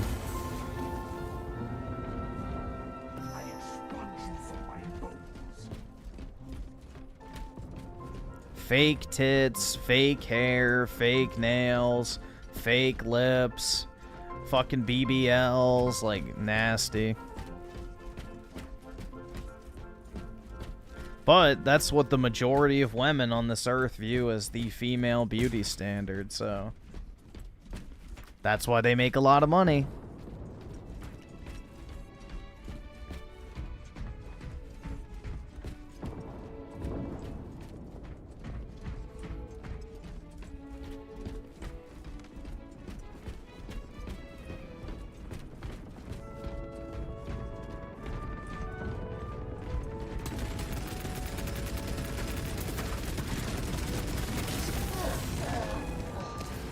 Griff, if you had a nice, wet, juicy pussy right in front of your fat, ugly face, you wouldn't know what to do. That's right. I wouldn't. Our allies are halfway done.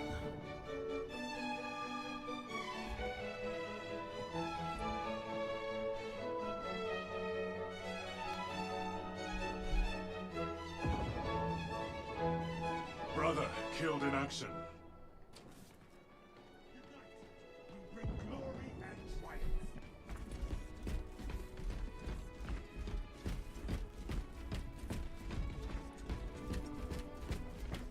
Astartes is dead.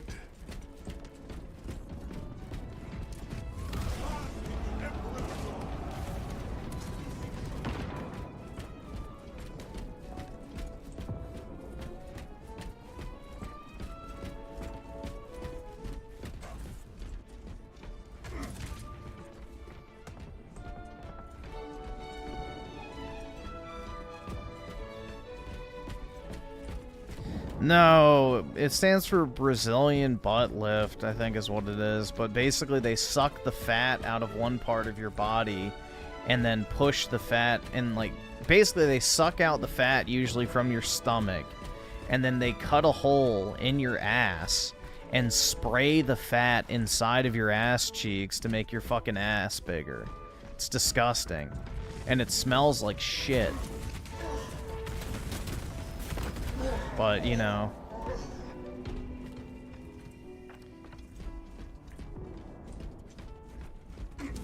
It's very N-word coded, we'll just put it that way. A certain 13% of the population really enjoys BBLs. It's not really a white thing. Hispanics do it too, but yeah, not really a white thing.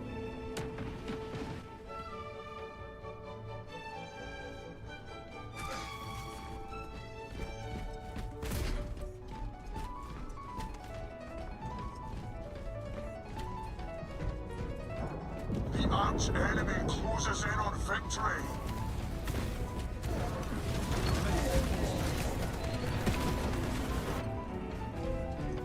Reporting for mission.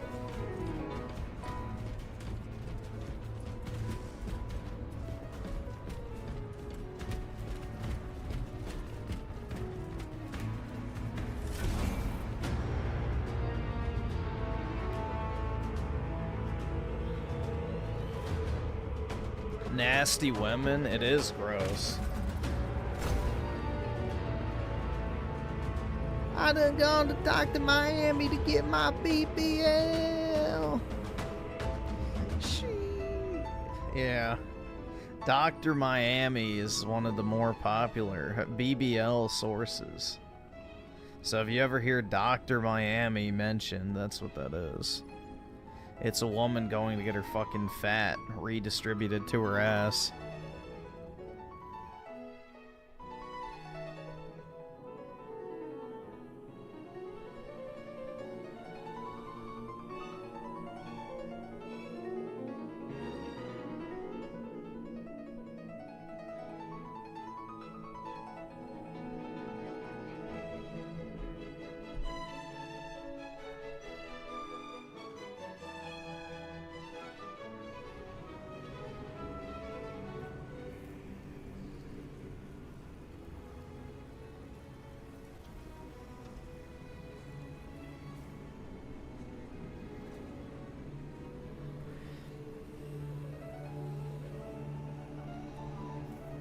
Dude, I don't even think you need the TBH before BBL is gross. I think it's just an agreed upon fact.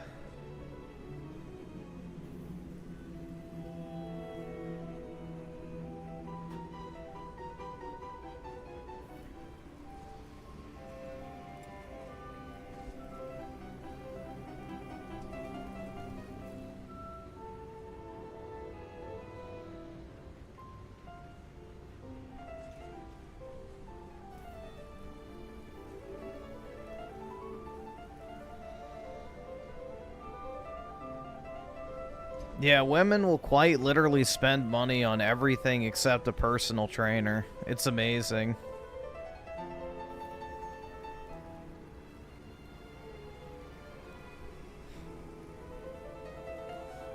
The only penis enlargement surgery that works is the one where they take a silicone sleeve and like put it under the top layer of skin on the penis.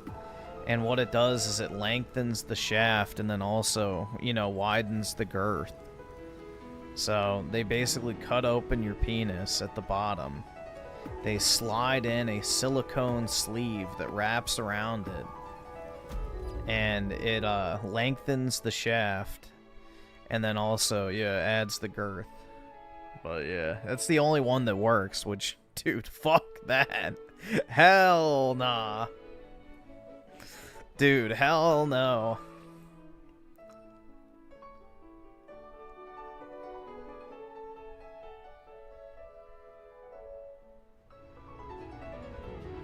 No, it doesn't cause nerve damage because it goes underneath the layer of skin with the nerves. So, no, it's the only one that works. It actually does work. The problem is, you know, they have to cut your fucking dick open. And no thank you. Nah. Hell nah, bro. I don't know. Personally, any surgery that I don't have to have, I'm not gonna get. I don't want any surgery that I don't need.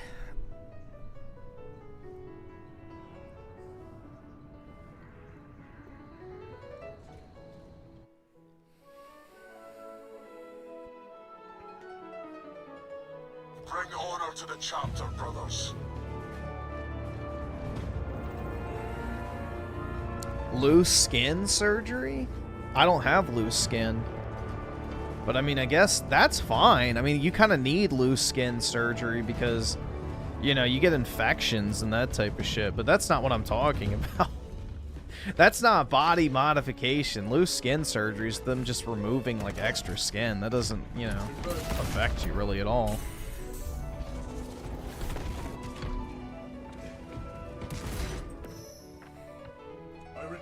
Ready to take my vengeance. Bottom surgery, that's right. I need my BBL. I really want this surgery. I wanted it so fucking bad.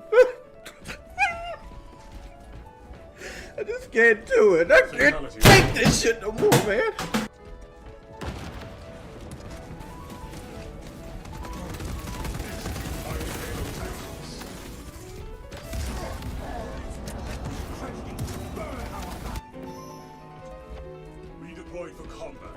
Yeah, he wanted that surgery so fucking bad, only to get just as fat as he was. Crazy.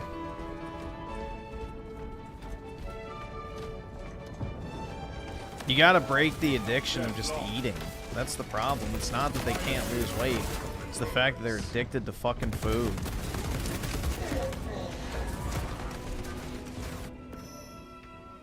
Support incoming, brothers.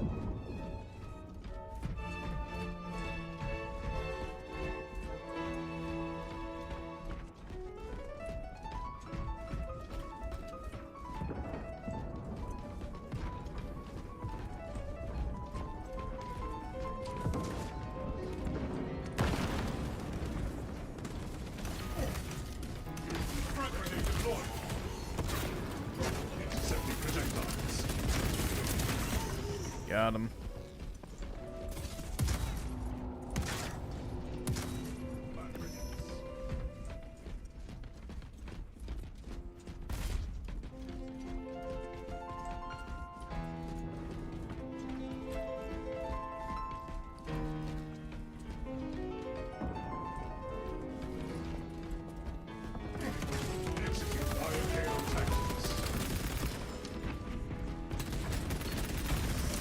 Yeah, unless you adopt the mentality if nothing tastes as good as skinny feels, you will always regain the weight. That's the key. You gotta want to be skinny more than you want to eat.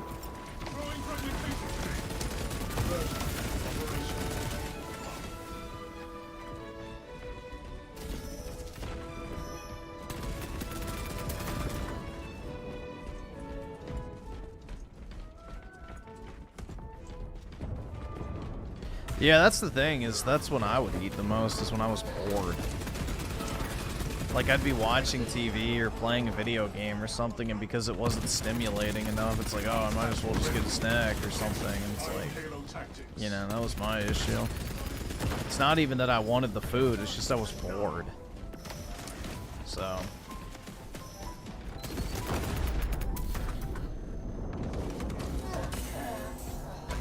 it's like, oh, you know, I'm bored, might as well eat, right? Hell yeah.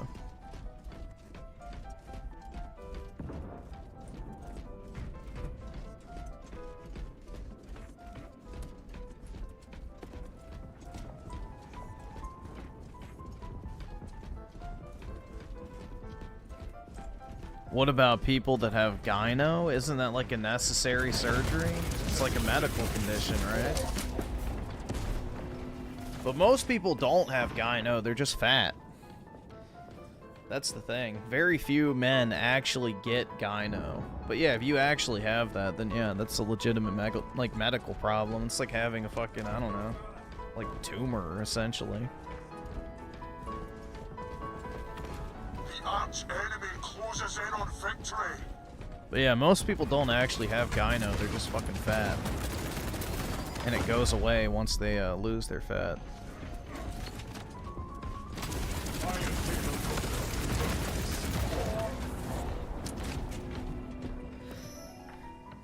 Support incoming, brothers.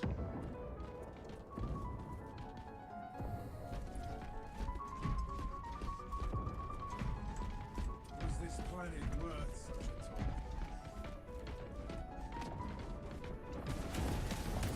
Our allies are halfway done.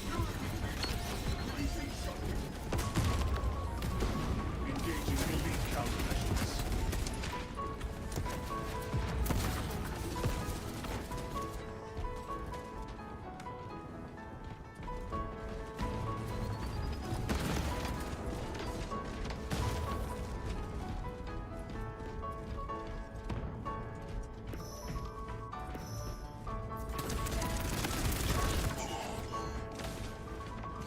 Iron Halo online.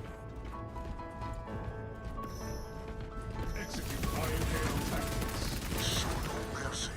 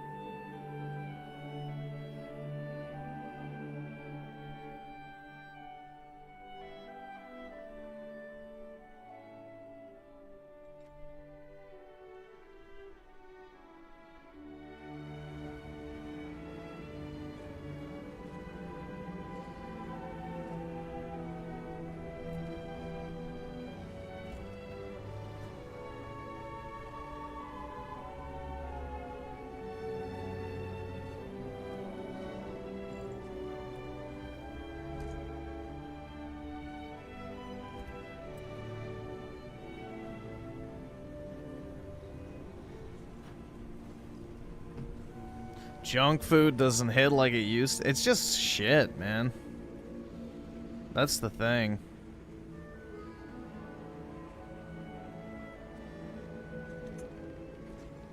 I had the gyno surgery. It was covered by my insurance, but it left some excess skin, which I can still note. They didn't take the extra skin when they did the surgery? Usually they do that. Like if you get a, you know, a tummy tuck or some other type of plastic surgery, usually they remove the excess skin at the time of surgery. That's odd.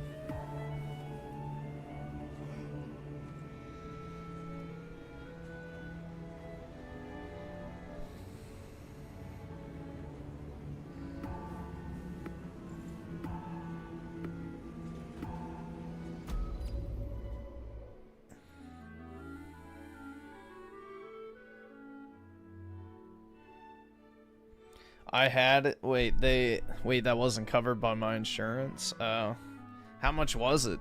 Could you have opted in if you wanted to?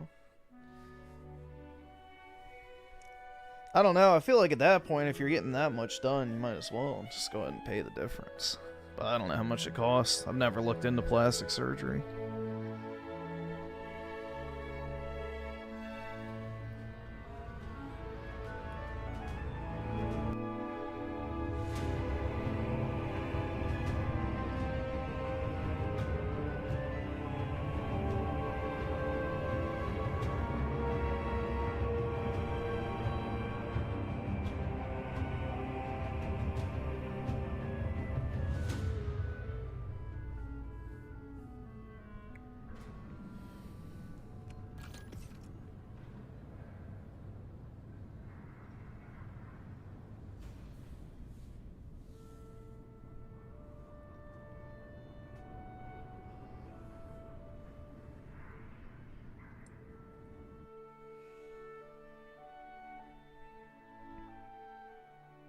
Bring honor to the chapter, The brothers. funny thing is the people who, you know, use the fucking, hormones and TRT and shit for, you know, lifting and all that shit, they get, gyno all the time. All these bodybuilders and shit that, you know, pump in all the steroids, they have a very high rate of getting gyno. Restore to combat. Yeah, I paid a $10 copay, but they said excess skin isn't covered, but I didn't ask. I should have. Yeah. That's pretty stupid that they don't cover that. Like, how fuck... Dude, insurance companies are fucking gay. Or, you know, long-nosed. All the... Dude, the whole medical system is a fucking joke.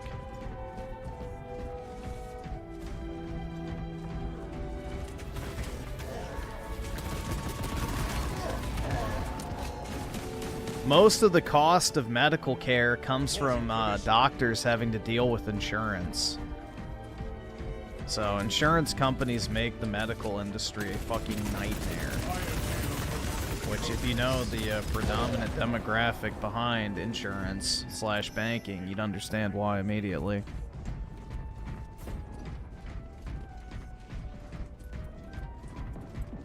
Dude, it's because of all the growth hormones they pump into our food.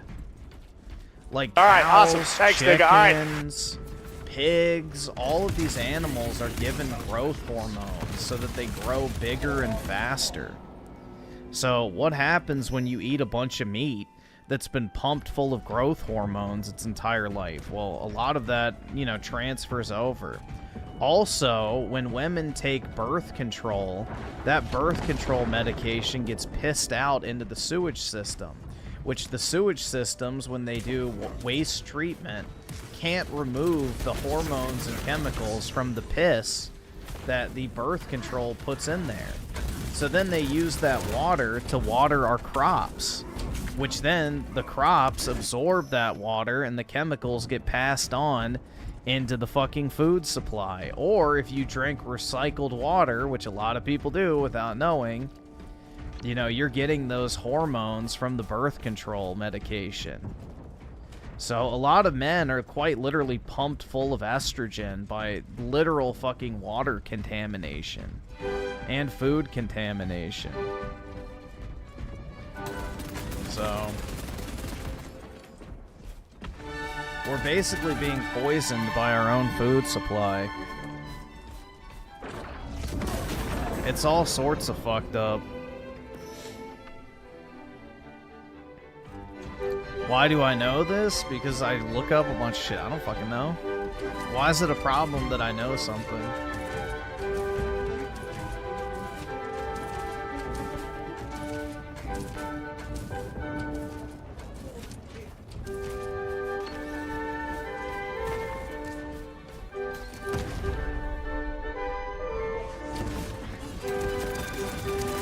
Yeah, if you want to look at it this way, whores are quite literally poisoning society.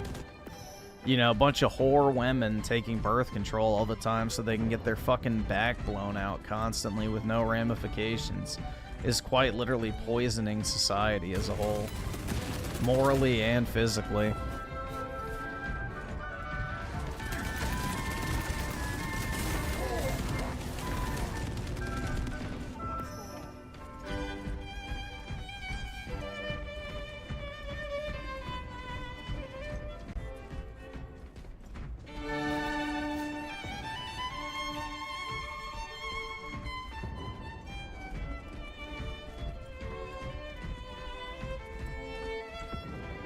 Rally point updated.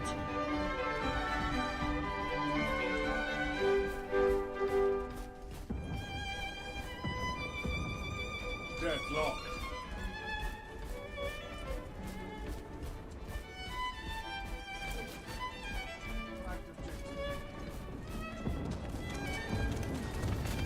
Casualty confirmed.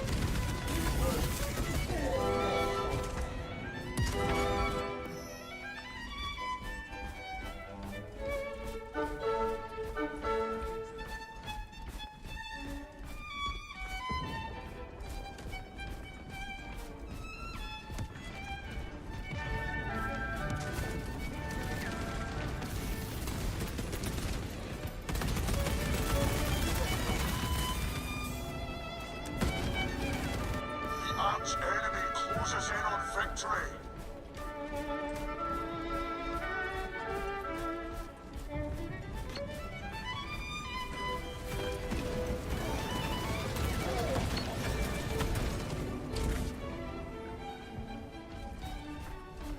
I return, ready to take my vengeance.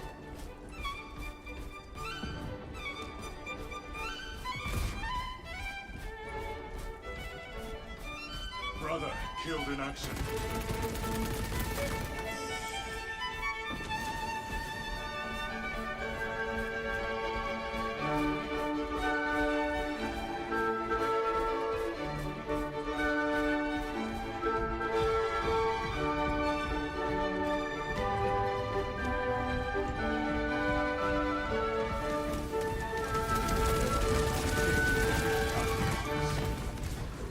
Rally point updated.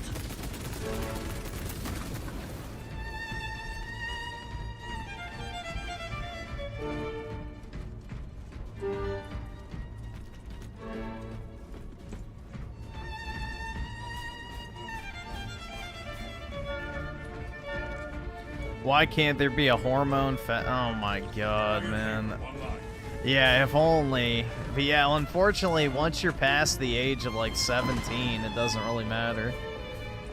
Pretty much your dick size is determined from age 12 to 17, how much testosterone you had in your system. So I guess if you want a bigger dick, you know, you have to take fucking you gotta take TRT when you're 13 years old. There you go. Get your fucking androgel or whatever the fuck that shit's called. But yeah, that's what determines dick size. Sorry. There's nothing that can be done post-puberty. It's over. It's over, dude. Francisco the Disco with the 5. Appreciate the videos that you've been posting recently. Though I did enjoy Silent Hill F.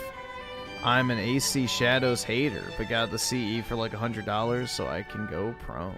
Nice, man. Are you gonna get Assassin's Creed Shadows for the for the Switch too? I'm sure that's gonna be a lot of fun. I saw that got announced today. That's why I mentioned it.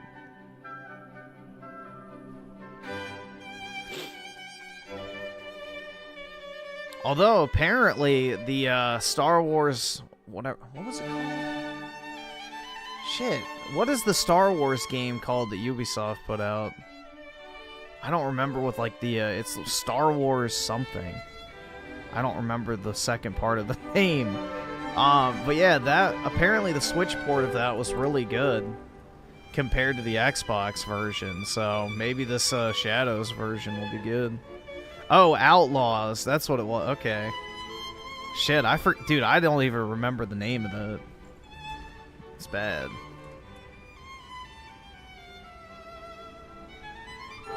I just remember my video got demonetized because I put Star Whores in the thumbnail.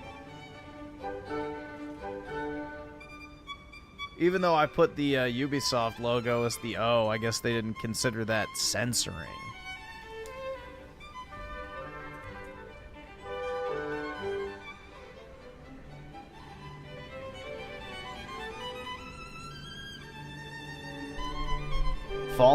Fallout 4 for the Switch honestly wouldn't be bad. Fallout 4 I liked. Sue me, chuds. Oh, fuck.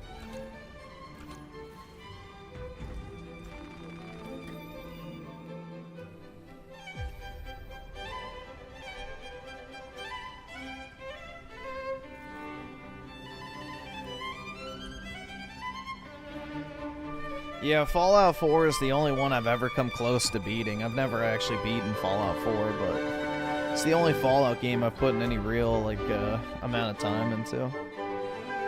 I despise the other ones that I've played.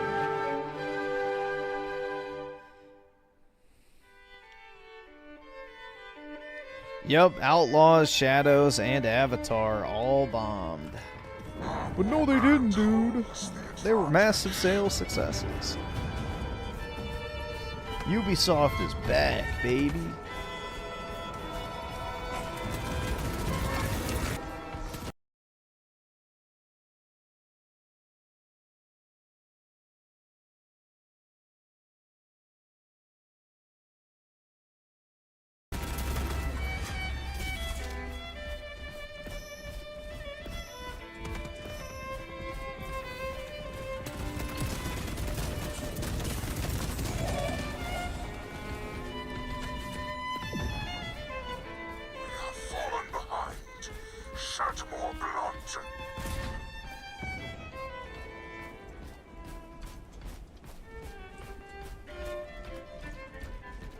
Yeah, Shadows will continue to sell because it's an Assassin's Creed game.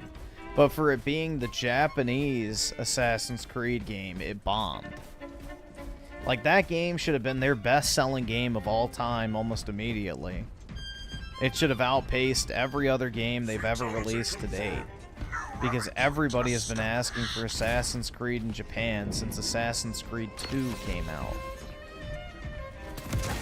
So that game bombed in comparison to what it should have done. That's the point. The sales should have been a lot higher than what it was. So what should have been a home run was like a fucking, you know, ball to first base.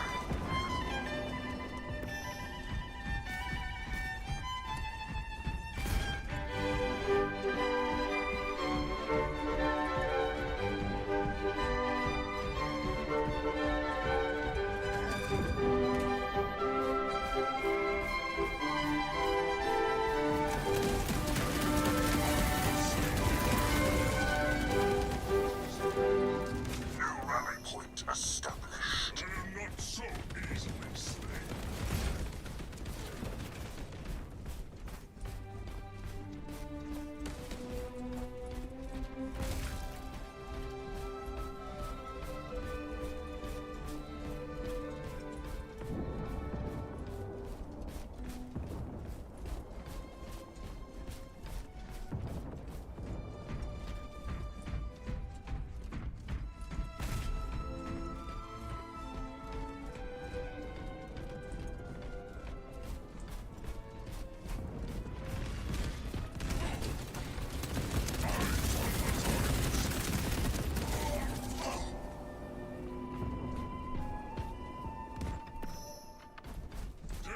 cannot claim what Iron already owns.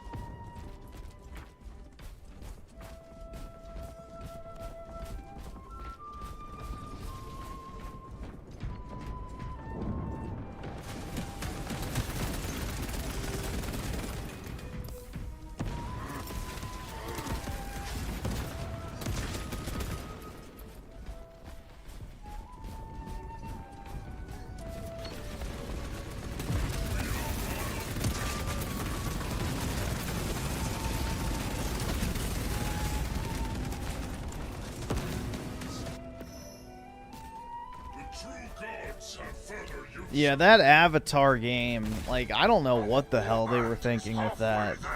First of all, they should have released it right as the movie came out. Second, it was just so bad. It was worse than every single Far Cry game they had released up to that point. And it was literally just a Far Cry clone. I don't know what the hell happened with that, honestly.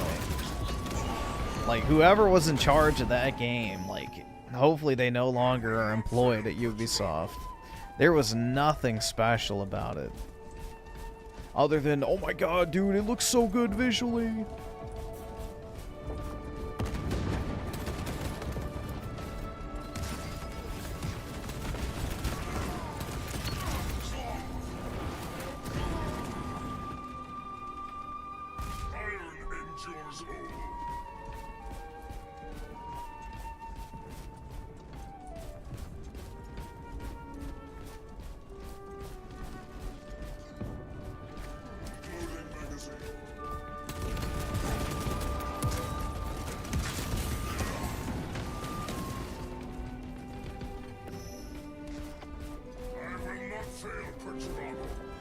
But it's got my giant blue cat waifu, though. That's right.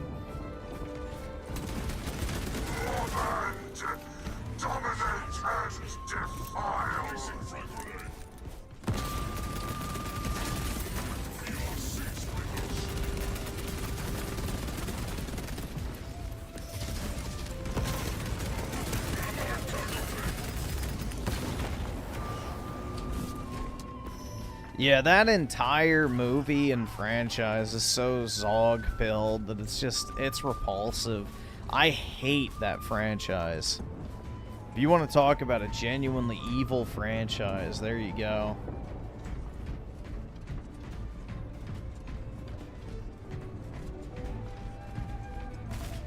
The Imperials are close to victory.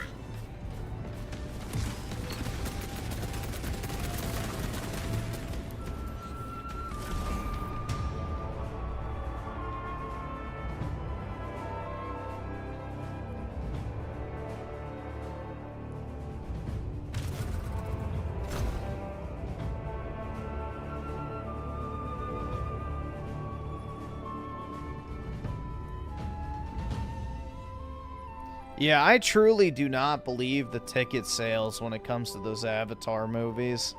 I think they're fake, honestly. I think that entire franchise is a fucking psyop. Just to make white people hate themselves. So they're desperate to prop it up and make it, you know, seem like it's more popular than it actually is.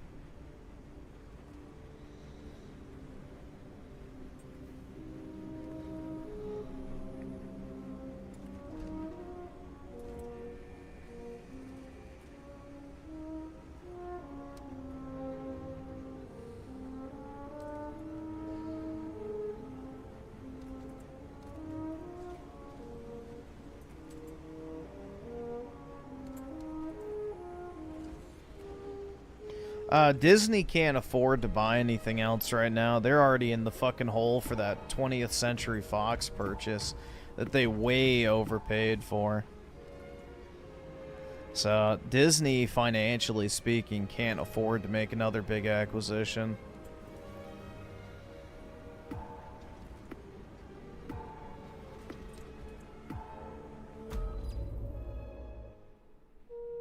When am I gonna start? Wait, when am I gonna start giving dating advice? Be yourself. Be interesting. Focus on shared values. I don't fucking know. Maybe when I start dating. So, never.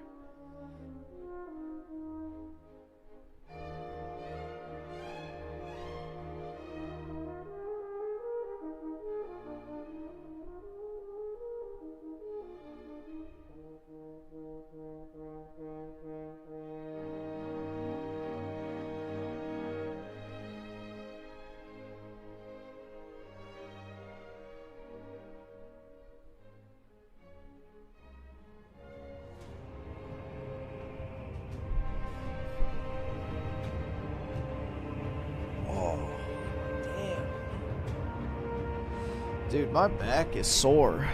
I'm in fucking unk status right now, I guess. This old man's got a old cracky back.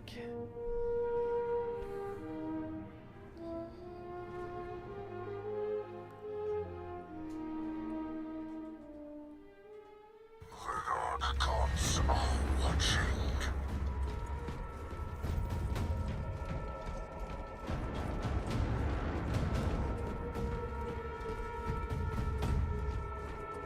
Nah, I just have to go. Once I go to the gym, I'll be good, so it's just.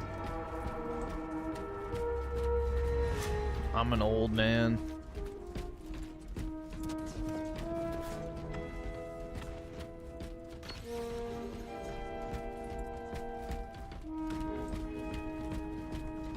Allied casualty.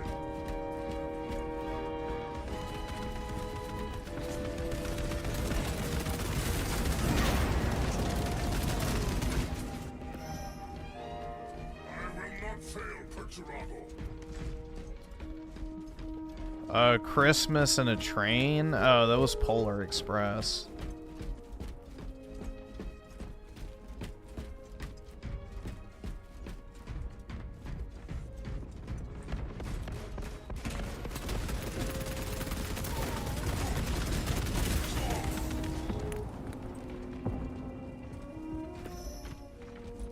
Iron endures all.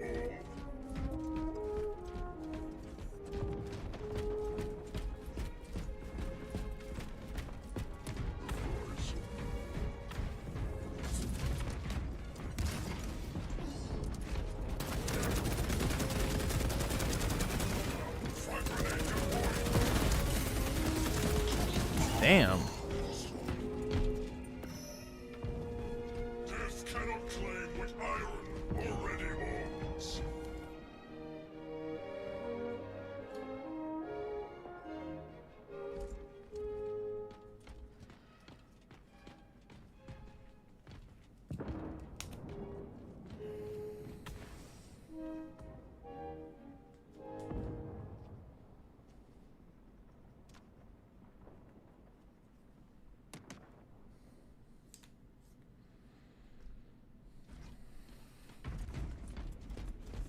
Inception is a mid-wit film, and I'll die on that hill. I think Inception is just retarded. Hell yeah, we're inside of a dream, inside of a dream, inside of a dream, dude. That shit was dumb.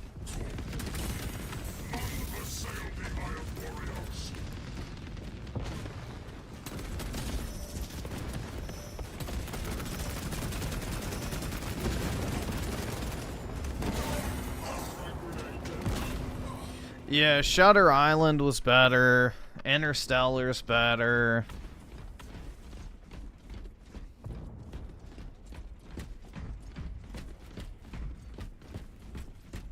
The Dark Knight's obviously better.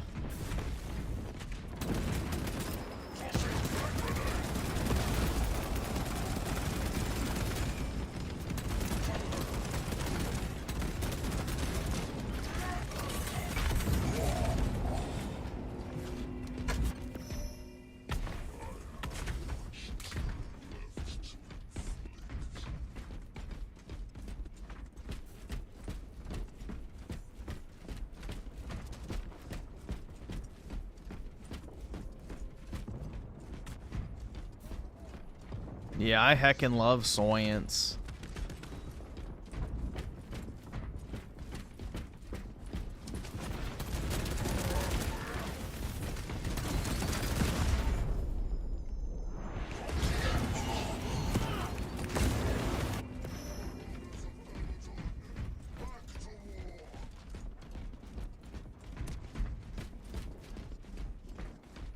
Tenet is better?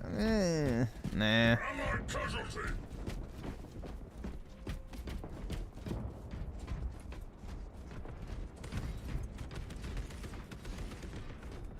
Tenet was okay. I didn't hate it, but it wasn't that great. It's less retarded than Interstellar as a premise. Or not Interstellar, Inception as a premise. Inception's entire premise is just fucking stupid. Like, Tenet is mildly better, I guess, just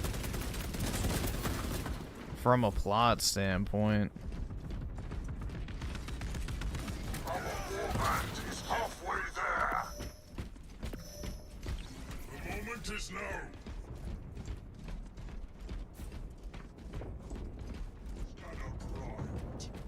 He was too frail for this war. Nah, my favorite DiCaprio movie is The Aviator. I think that's his best one. That's a crazy movie, dude.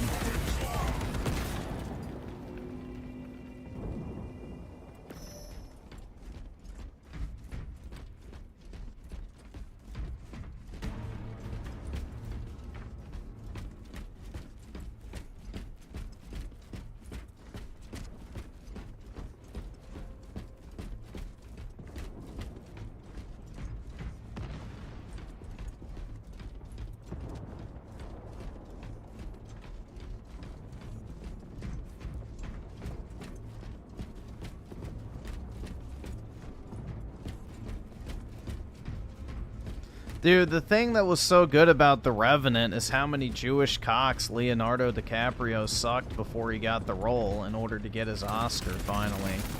That's all it comes down to. Is how many producers' cocks can you suck in order to get an award.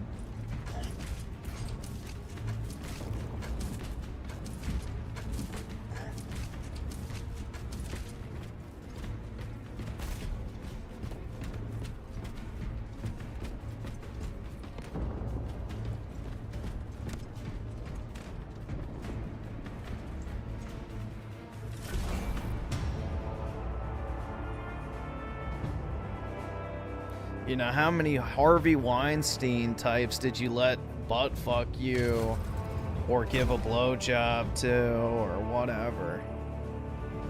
So that's how you make it big time in the, you know, awarded circles of Hollywood.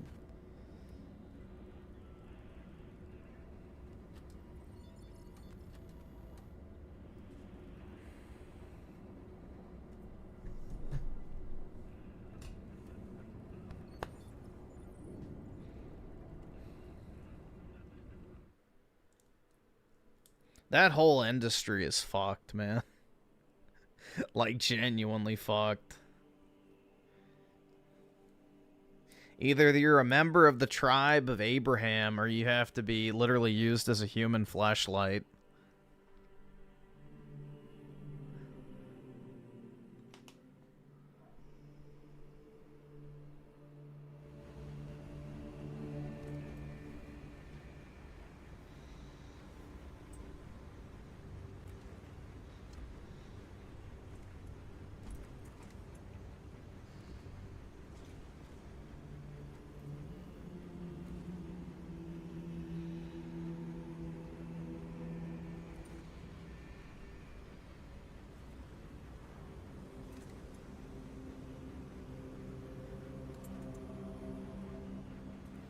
It is, though, the previous Oscar they gave an Oscar to a Palestinian yeah, because, dude, the Jews want to deport all the Palestinians to Western nations. So this is why right-wingers who are pro-Palestine are so fucking retarded. The entire point of this whole genocide narrative that is propagated by Jewish media is so that Jews can incite enough hatred against Israel and enough sympathy towards Palestine on the right and left wing so that they can deport all the Palestinians to Western nations with little to no resistance from the right or the left on the political, on either side of the political aisle. It is a massive psyop to get rid of the problem population that they can't just outright kill. So this is why right-wingers who are pro-Palestine are so fucking stupid. They're literally feeding into the fucking narrative that's being created in order to make Western countries take in all these fucking people. So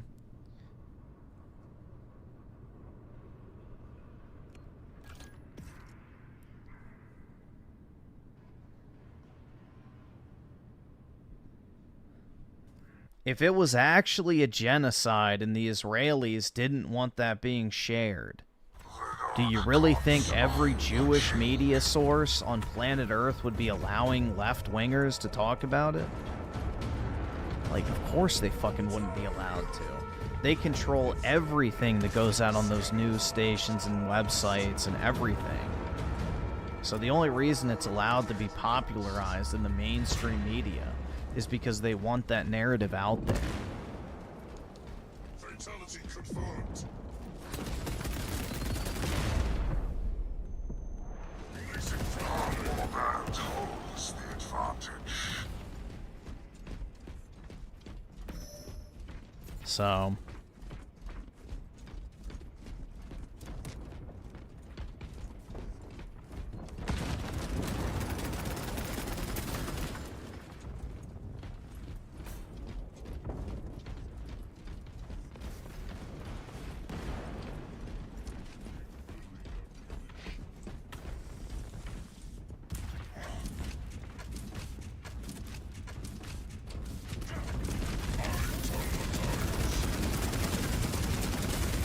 Fallen behind. Shed more blood.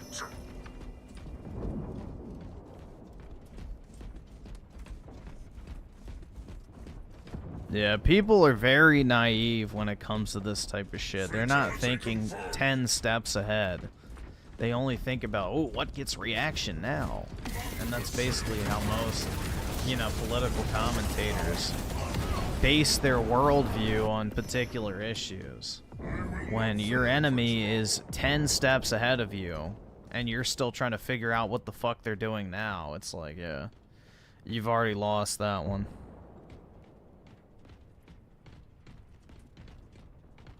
But I don't know, man. It's not looking good.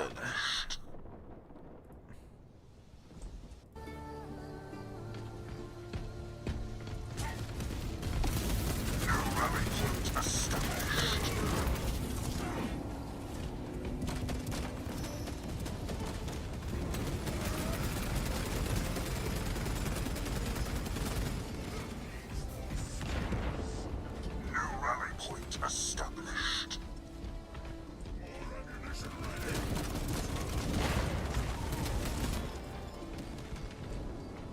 New rally point established.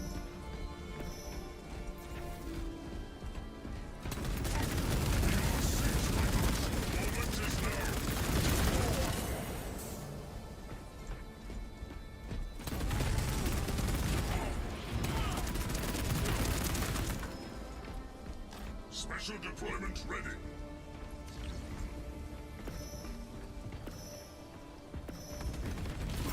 Frag grenade deployed. Unrelenting.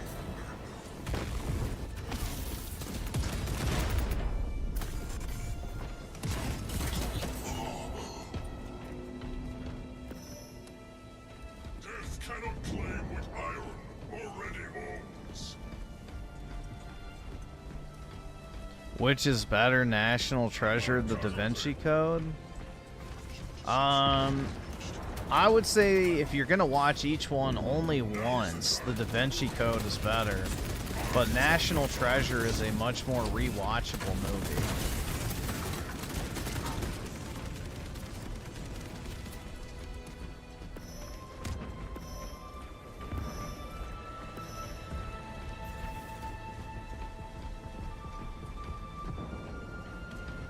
Special deployment ready.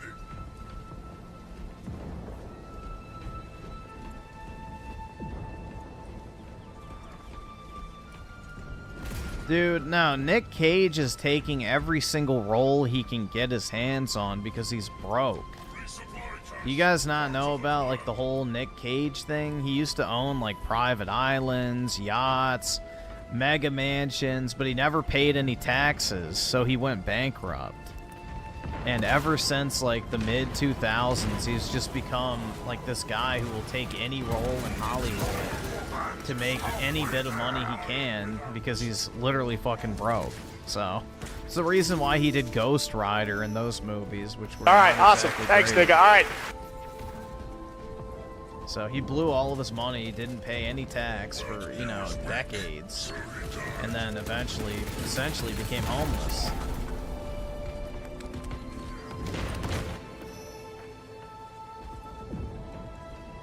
So yeah, he's basically just adopted the mentality of all money's money, and any role's a good role. Which, you know, if I was an actor, I'd be doing that shit anyway, because, like, fuck, man, pay me. Get as much money out of this dog shit as fast as possible as I can. But, yeah. That's the reason. Let's see. Shadowbane with a 5. I bet Amiru paid to have that Gooner attack her. Yeah, honestly, it wouldn't surprise me. I don't know if that, in that particular instance, but it would not surprise me. I mean, it's like all those fucking fake-ass TikTok clips you see all the fucking time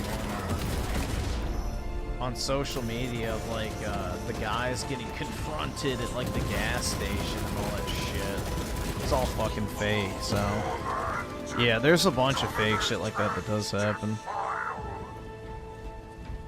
I don't know if this particular instance is that, but honestly, it wouldn't shock me. There's nothing real about these people on the internet, typically speaking. Special deployment ready.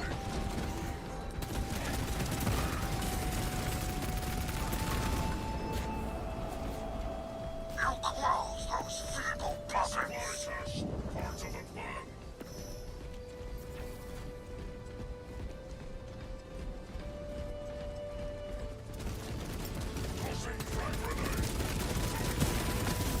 Yeah, bro, I couldn't imagine going to prison over an Asian mid. Like, come on, bro. Literally go to any East Asian nation on planet Earth and you'll find women way more attractive than her if you're a fan of the Asian persuasion. Like, fuck. Terrorize our foes.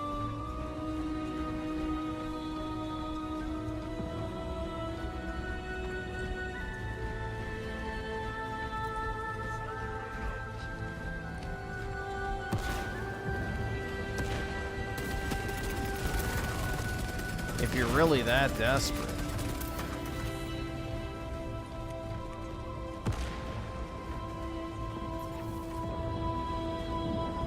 Welcome resource.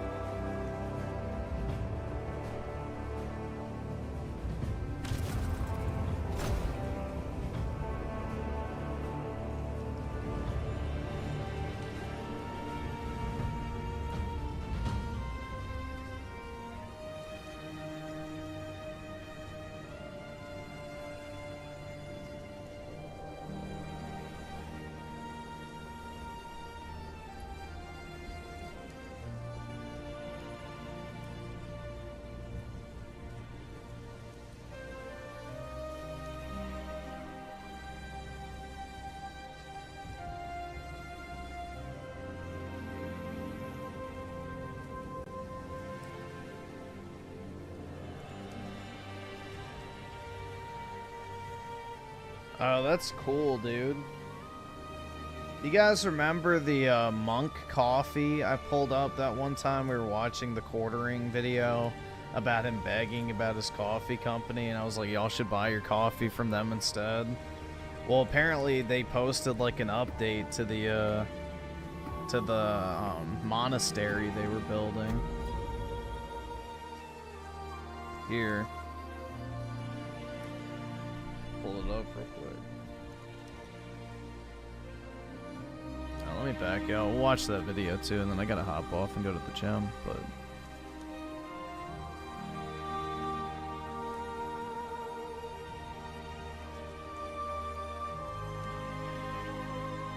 if I can use my mouse... Alright, I'm just gonna do that. Fuck. Close out.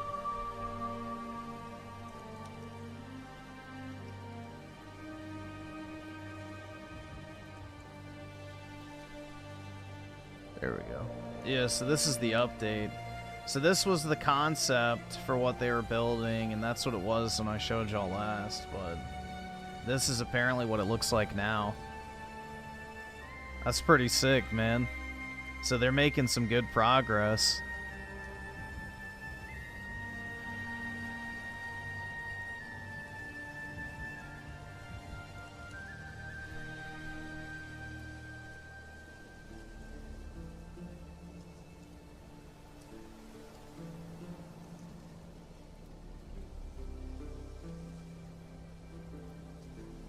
That's pretty sweet, though. So it looks like from the plan, is it this part? Oh, maybe it's that part. I don't know. It's kind of hard to tell. Maybe they've changed it too. I guess that would be the front here. So I guess they still have to build all that and then this longer section. So, yeah. Pretty cool, man.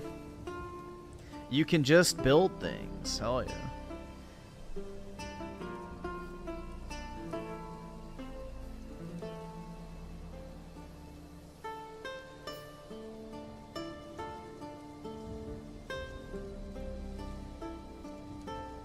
Would I visit the place? I mean, if I was in... where is it? I think in Montana, right? Or Wyoming. Wyoming. Maybe. I don't know. I'd have to be in the area. That's like probably a 13-hour flight for me. With all the connections and shit. But it's pretty cool.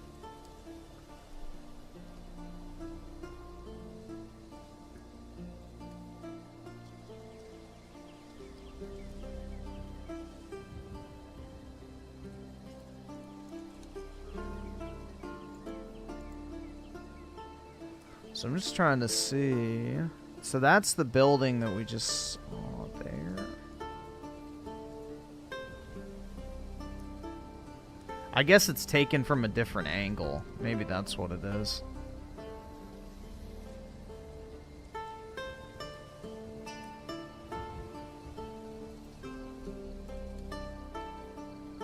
But yeah, pretty cool regardless. Alright, we'll watch this. Just really needed to just take a breather. And then I will, I gotta hop off. So I'll watch this real quick.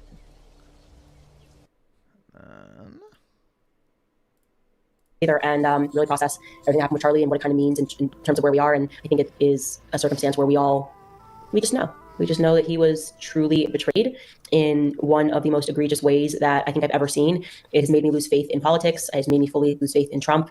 And my heart aches for the fact that he gave so much of his life to Trump and to politics. And what's she talking about? We're like, nope, that is it. It serves us or it doesn't serve us, and we want to move on. And so here's a holiday, bro. If they try to give me a holiday, what is with them giving people a holiday after they kill them? Why is that a thing? You know what I mean? Like, oh, Martin Luther King, what about this holiday? What about this boulevard? Anyways, let me knock off. Like, they're gonna give Tyler the boulevard. They already did. They did in Israel. They gave him freaking boulevard. It's like, as soon as they give you a boulevard and a holiday, they definitely killed you.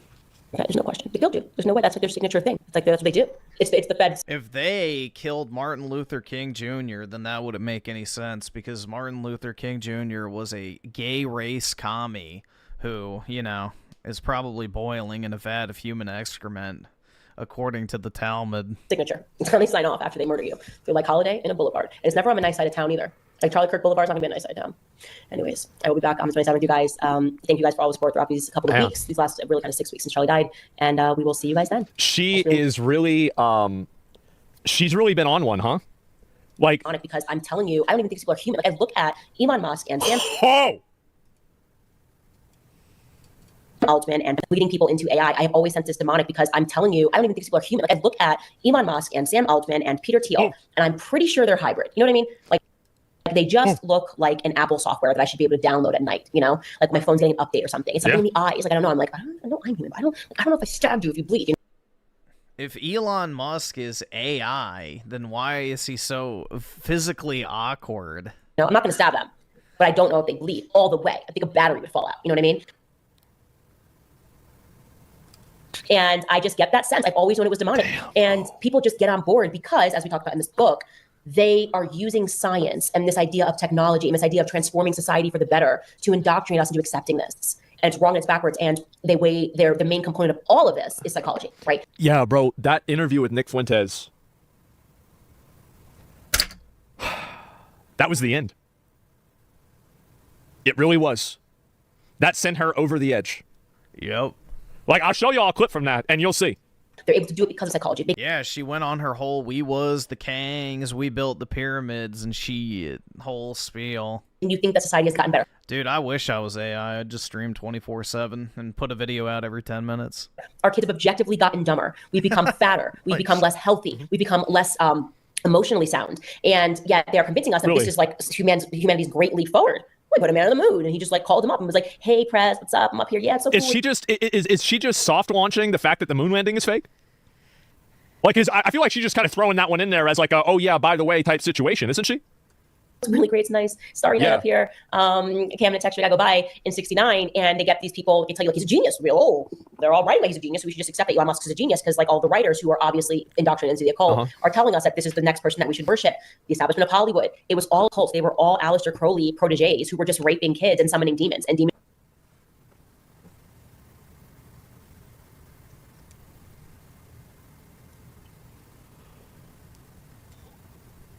Damn, so that just got that went up real quick.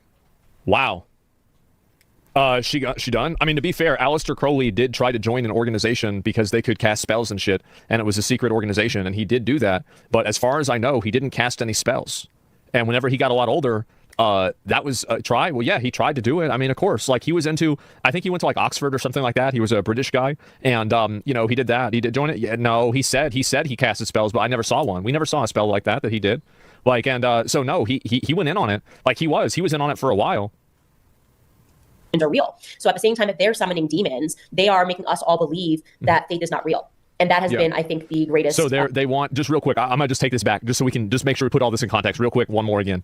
And demons are real. So at the same time that they're souls, they were all Aleister Crowley proteges who were just raping kids and summoning demons, and demons are real. So at the same time that they're summoning demons, they are making us all believe that faith is not real. And that has been, I think, the greatest. Which, by the way, doesn't even logically make sense. Even if you can summon demons from an alternate universe, it doesn't mean that God's real. What? What the fuck? Okay, now he sounds like the retard. Like, this is like even inside of the framing that you're creating, it still doesn't even make you right. Well, actually, dude, the demons could be entirely different from your space daddy. Oh my god, bro, demons as the. Oh my god, holy fuck. In order to believe in demons, you have to believe in God, because the entire idea behind a demon comes from the creation of demons by revolting against God. The entire reason why fucking demons exist is because they revolted against God. Holy shit. Anyway. David with the 5 gifted memberships. Really appreciate it, man. Thanks so much. Appreciate the positivity, dude. The greatest trick that the devil ever played, right, is making people think they didn't exist and making people atheists, making people believe that there's nothing, like you're here for a moment in time. Well, no, it doesn't, because the demon is a word that you're assigning to them. You're assigning this word to an otherworldly creature. This happened in World of Warcraft with the Worgen. In fact, actually, this is how I... Oh my god. Did he really just equate this shit to fucking World of Warcraft? Holy shit, man. You're assigning this word to an otherworldly creature. This happened in World of Warcraft with the Worgen. In fact, actually, this is how I thought about this. Either subscribe, donate, or get the fuck out. Oh my god. Either subscribe, donate, or get the fuck out. Holy shit. Either subscribe, donate, or get the fuck out. Either subscribe, donate, or get the fuck out. Either subscribe, donate, or get the fuck out. Wow. This. And so the Worgen were summoned from an alternate reality as well, but they really weren't that crazy or different. It's just they were from another world. So no, that's just because you summon an otherworldly creature, it still doesn't mean that you summon a demon. Even if you call it a demon, it doesn't mean it's a demon, because a demon implies that there's like an entire mythology around that thing's existence, and that's not defined. So it's just not even true. Like it's not even inside of the context of what she's. Well, actually, Jesus Christ, bro. Saying it's not even true. It's like it's the retarded. This is like the battle of the brainlets going on right here. This is in real time, the battle of the brainlets. And it allows them to further tether us to their reality and to their God, which is money. Yes. Right? Well, if you truly knew and believe, like I do, I actually know that this is not it. Like I know this is not it. Yeah. But she if knows. you truly believe that, you wouldn't sell your soul. People think that that's just like an expression. Oh, he sold his soul. No, you are literally selling your soul. Like when you tell lies and you go down a path of lying because you're so afraid of not having the security of a paycheck, or you're willing to do something terrible to maintain that job. This goes against even okay, so that's not even true, because like inside of like the Church of Satanism, Aleister Crowley, and everything, there's a process of giving up your soul to Lucifer. Like this is already like you don't even know what you're talking about. Like you're so dumb that you don't even realize it. What is this? You do? Yeah, there's a process. There's a whole process to doing this. Keeping your mouth shut to maintain that job. We're seeing it right now with the Charlie Kirk case, right? You're selling your soul. Like, there's a life after this. They have made you pledge your allegiance to their dollar because they know life is going on. Yeah. They know that. They want you to literally sell them your soul. That's my personal belief. It's why I am. Was Aleister Crowley expelled from the Golden Dawn? The Golden Dawn was the secretive wizard society that he was a part of. Was he expelled from it? I don't remember. That's deep. Like I don't remember that or not. I think maybe I don't remember. Religious. It's why I speak about, Yes. my faith openly, because I just know this is not it, and I just know these people are demons. I don't know. They just like look at the way they breathe. Like, you know what I mean? Yeah. Look at the way they look at breathe. the same moment. I'm like, look, I don't know. But Somebody's I know. laughing in the That's not background. Droid, obviously. Even they realize this shit's crazy. We're back on Monday. Full steam ahead. Just I'm not related gonna to listen to this fucking audio. This audio is so fucking bad. And so politics, and they just were like, nope, that is it. It serves us or doesn't serve us, and we want to move on. And so here's a holiday, bro. If they try to give me a holiday, what is with them giving people a holiday? The federal government, the Trump administration, killed Charlie Kirk is the claim. that's a lot. That really, like, I'm telling you, and like, this was the beginning of the end. This was the beginning of the end right here. If you are, do you attend the mass? I do. Like, do you go every Sunday? I do, yeah. Okay, so you're like a committed Catholic, and obviously, like, the perspectives on family. I mean, I personally, and this would be me lecturing, but I just feel like you really have no idea who you are until you start a family. And whether that means just marriage, some people who are struggling to have children, okay, fine. But there's such a growth that happens because of that I think it informs your beliefs in so many ways. And I think that was a huge turning point for me. Like, I wonder if I had been pressed with everything that happened last year, if I didn't have like the unshaken faith and my family, what would I have done? And sometimes when I see the things that you say, I do think, okay, he doesn't take into account family. It's just Nick. Nick is in his own world, which can be, I think, a quite selfish perspective, which is fine. That's what you're saying. You like being selfish is another way to say what you just said. I like being selfish and I don't want to give of myself to somebody else. But well, I also think there's something selfless involved, which is to say, I could go and start a family and drag them into a world of mine, which is pretty chaotic. You know, I mean, is this really the kind of a lifestyle? If I'm banned on everything and I can't make a living, I'm banned from banking, I'm banned from credit card processing, I'm getting doxxed, people are showing up to my house trying to kill me, things like that. And what's more, I mean, let's also get, I also don't appreciate the lecture. You don't know me, so I know you're married. I know you're older than me, but you don't know me. You don't know my life. You don't know my situation. I don't think you're in a position to give me advice, especially as a woman, honestly.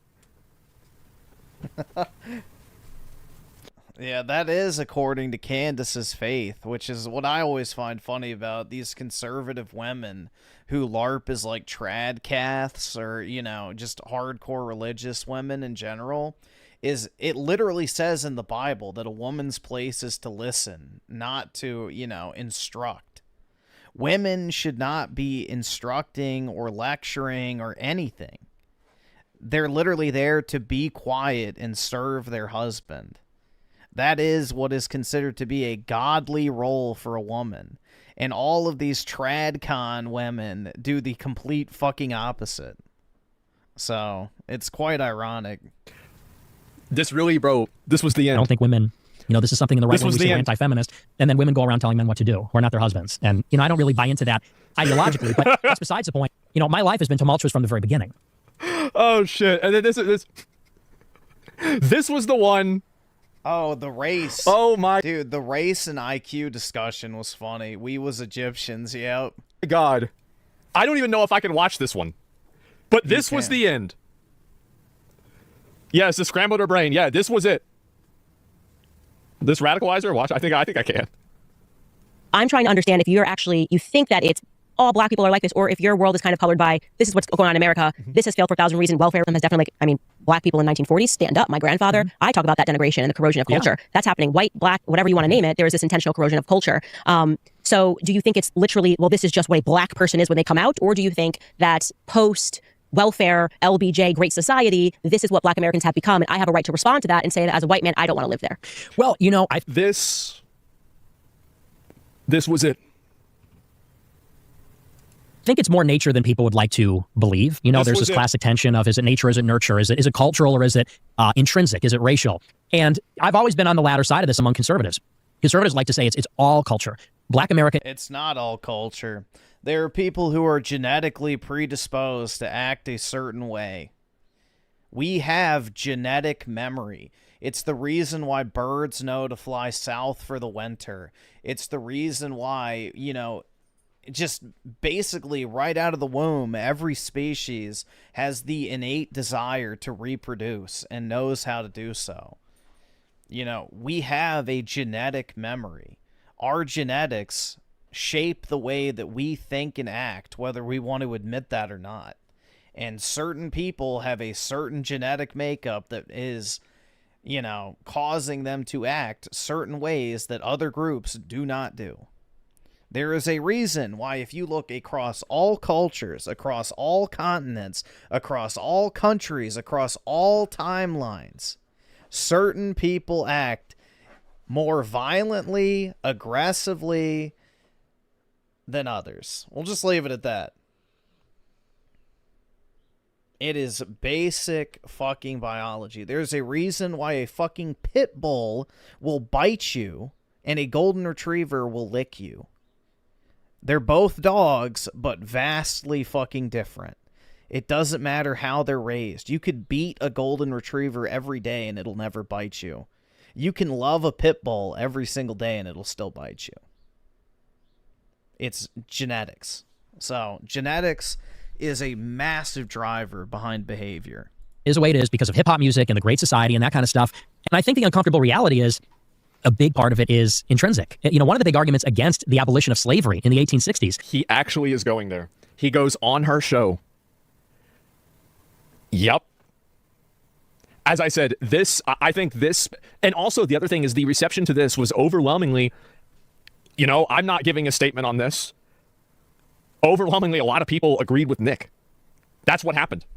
Dude, Abraham Lincoln, the guy who ended slavery that libs love to fucking celebrate, said this exact same thing.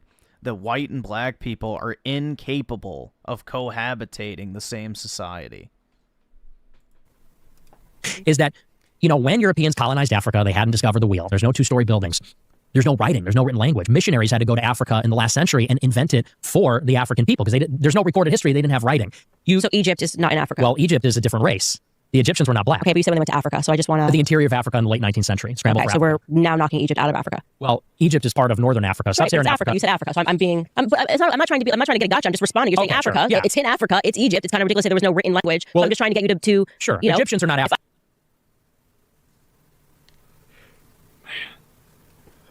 Man. I'm not pushing back. The internet will. So Egyptians are not racial Africans. The internet did push back. That's the problem. When I say African, I'm saying sub-Saharan African. Sub-Saharan, okay. Black people because it is a different race. In sub-Saharan Africa, and Europeans did not penetrate that until late 19th century. They didn't have any of this. To the extent that you have infrastructure in Africa, it's from the Muslims in the Sahel and the Maghreb in northern Africa, where the Arabs colonized. And then you had, Carthage and Egypt. You had ancient civilizations. But sub-Saharan Africa, they didn't have that. You take these people out of that land and put them here, and they're enslaved people. You let them free in a... So this definitely... I think this was the beginning of the end for Candace Owens. This was it. I think this interview and modern day Egyptians are Arabs. Ancient Egyptians were Mediterranean Europeans.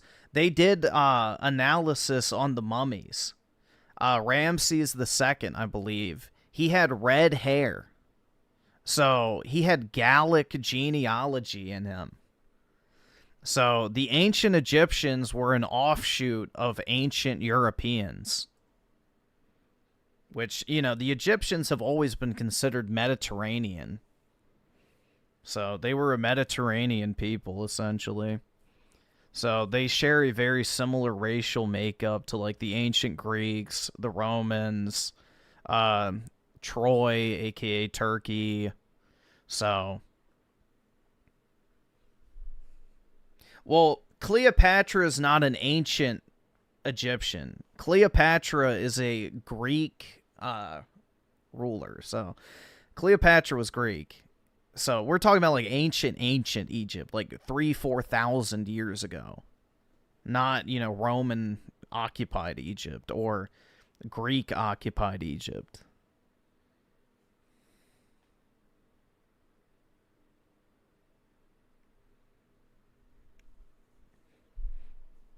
So, like, well, let me see if I can find it.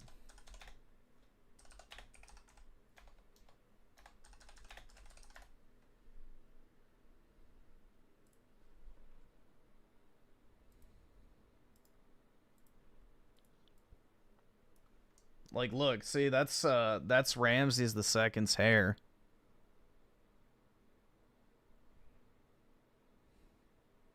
Does that look African to y'all?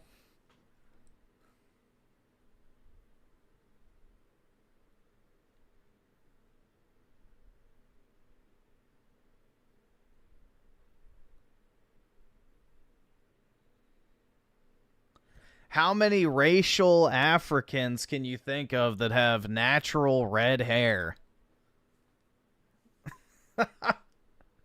So, yeah, that's the thing.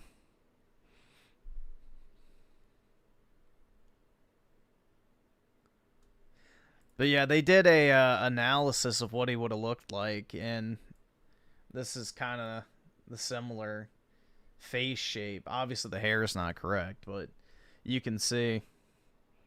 It doesn't really look like your average Jamar or Tyrone. Response to this interview that happened. Or Adewale. I think it broke her.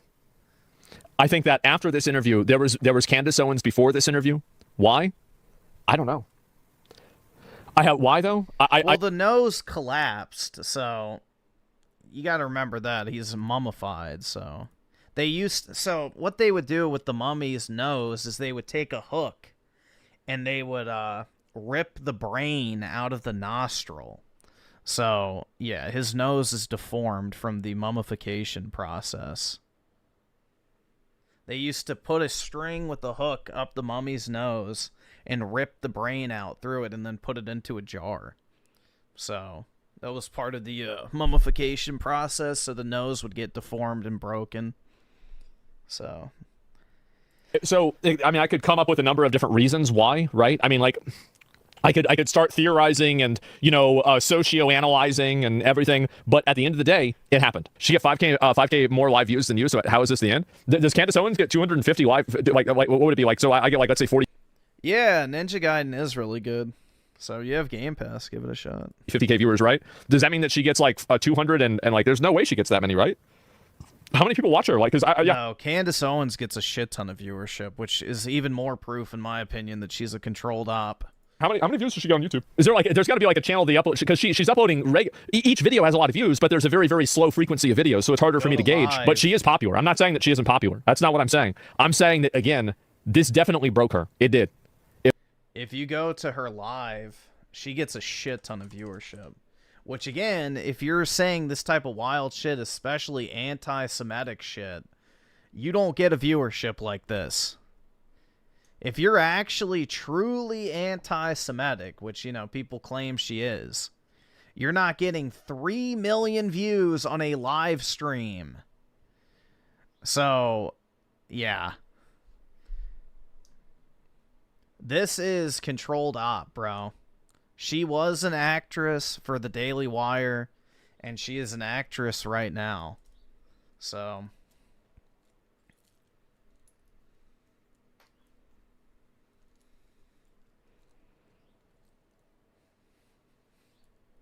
people have gotten way more strict punishments from YouTube for saying much less. So she 100% is controlled up. But anyway, guys, I need to hop off and go to the gym. So have a wonderful Friday, everybody, and a great start to your weekend. I'll try to go live a little bit earlier tonight. Probably around 7 or 8, hopefully. But we'll see how things go. But anyway, have a great day, guys, and I will talk to everybody later. Peace out.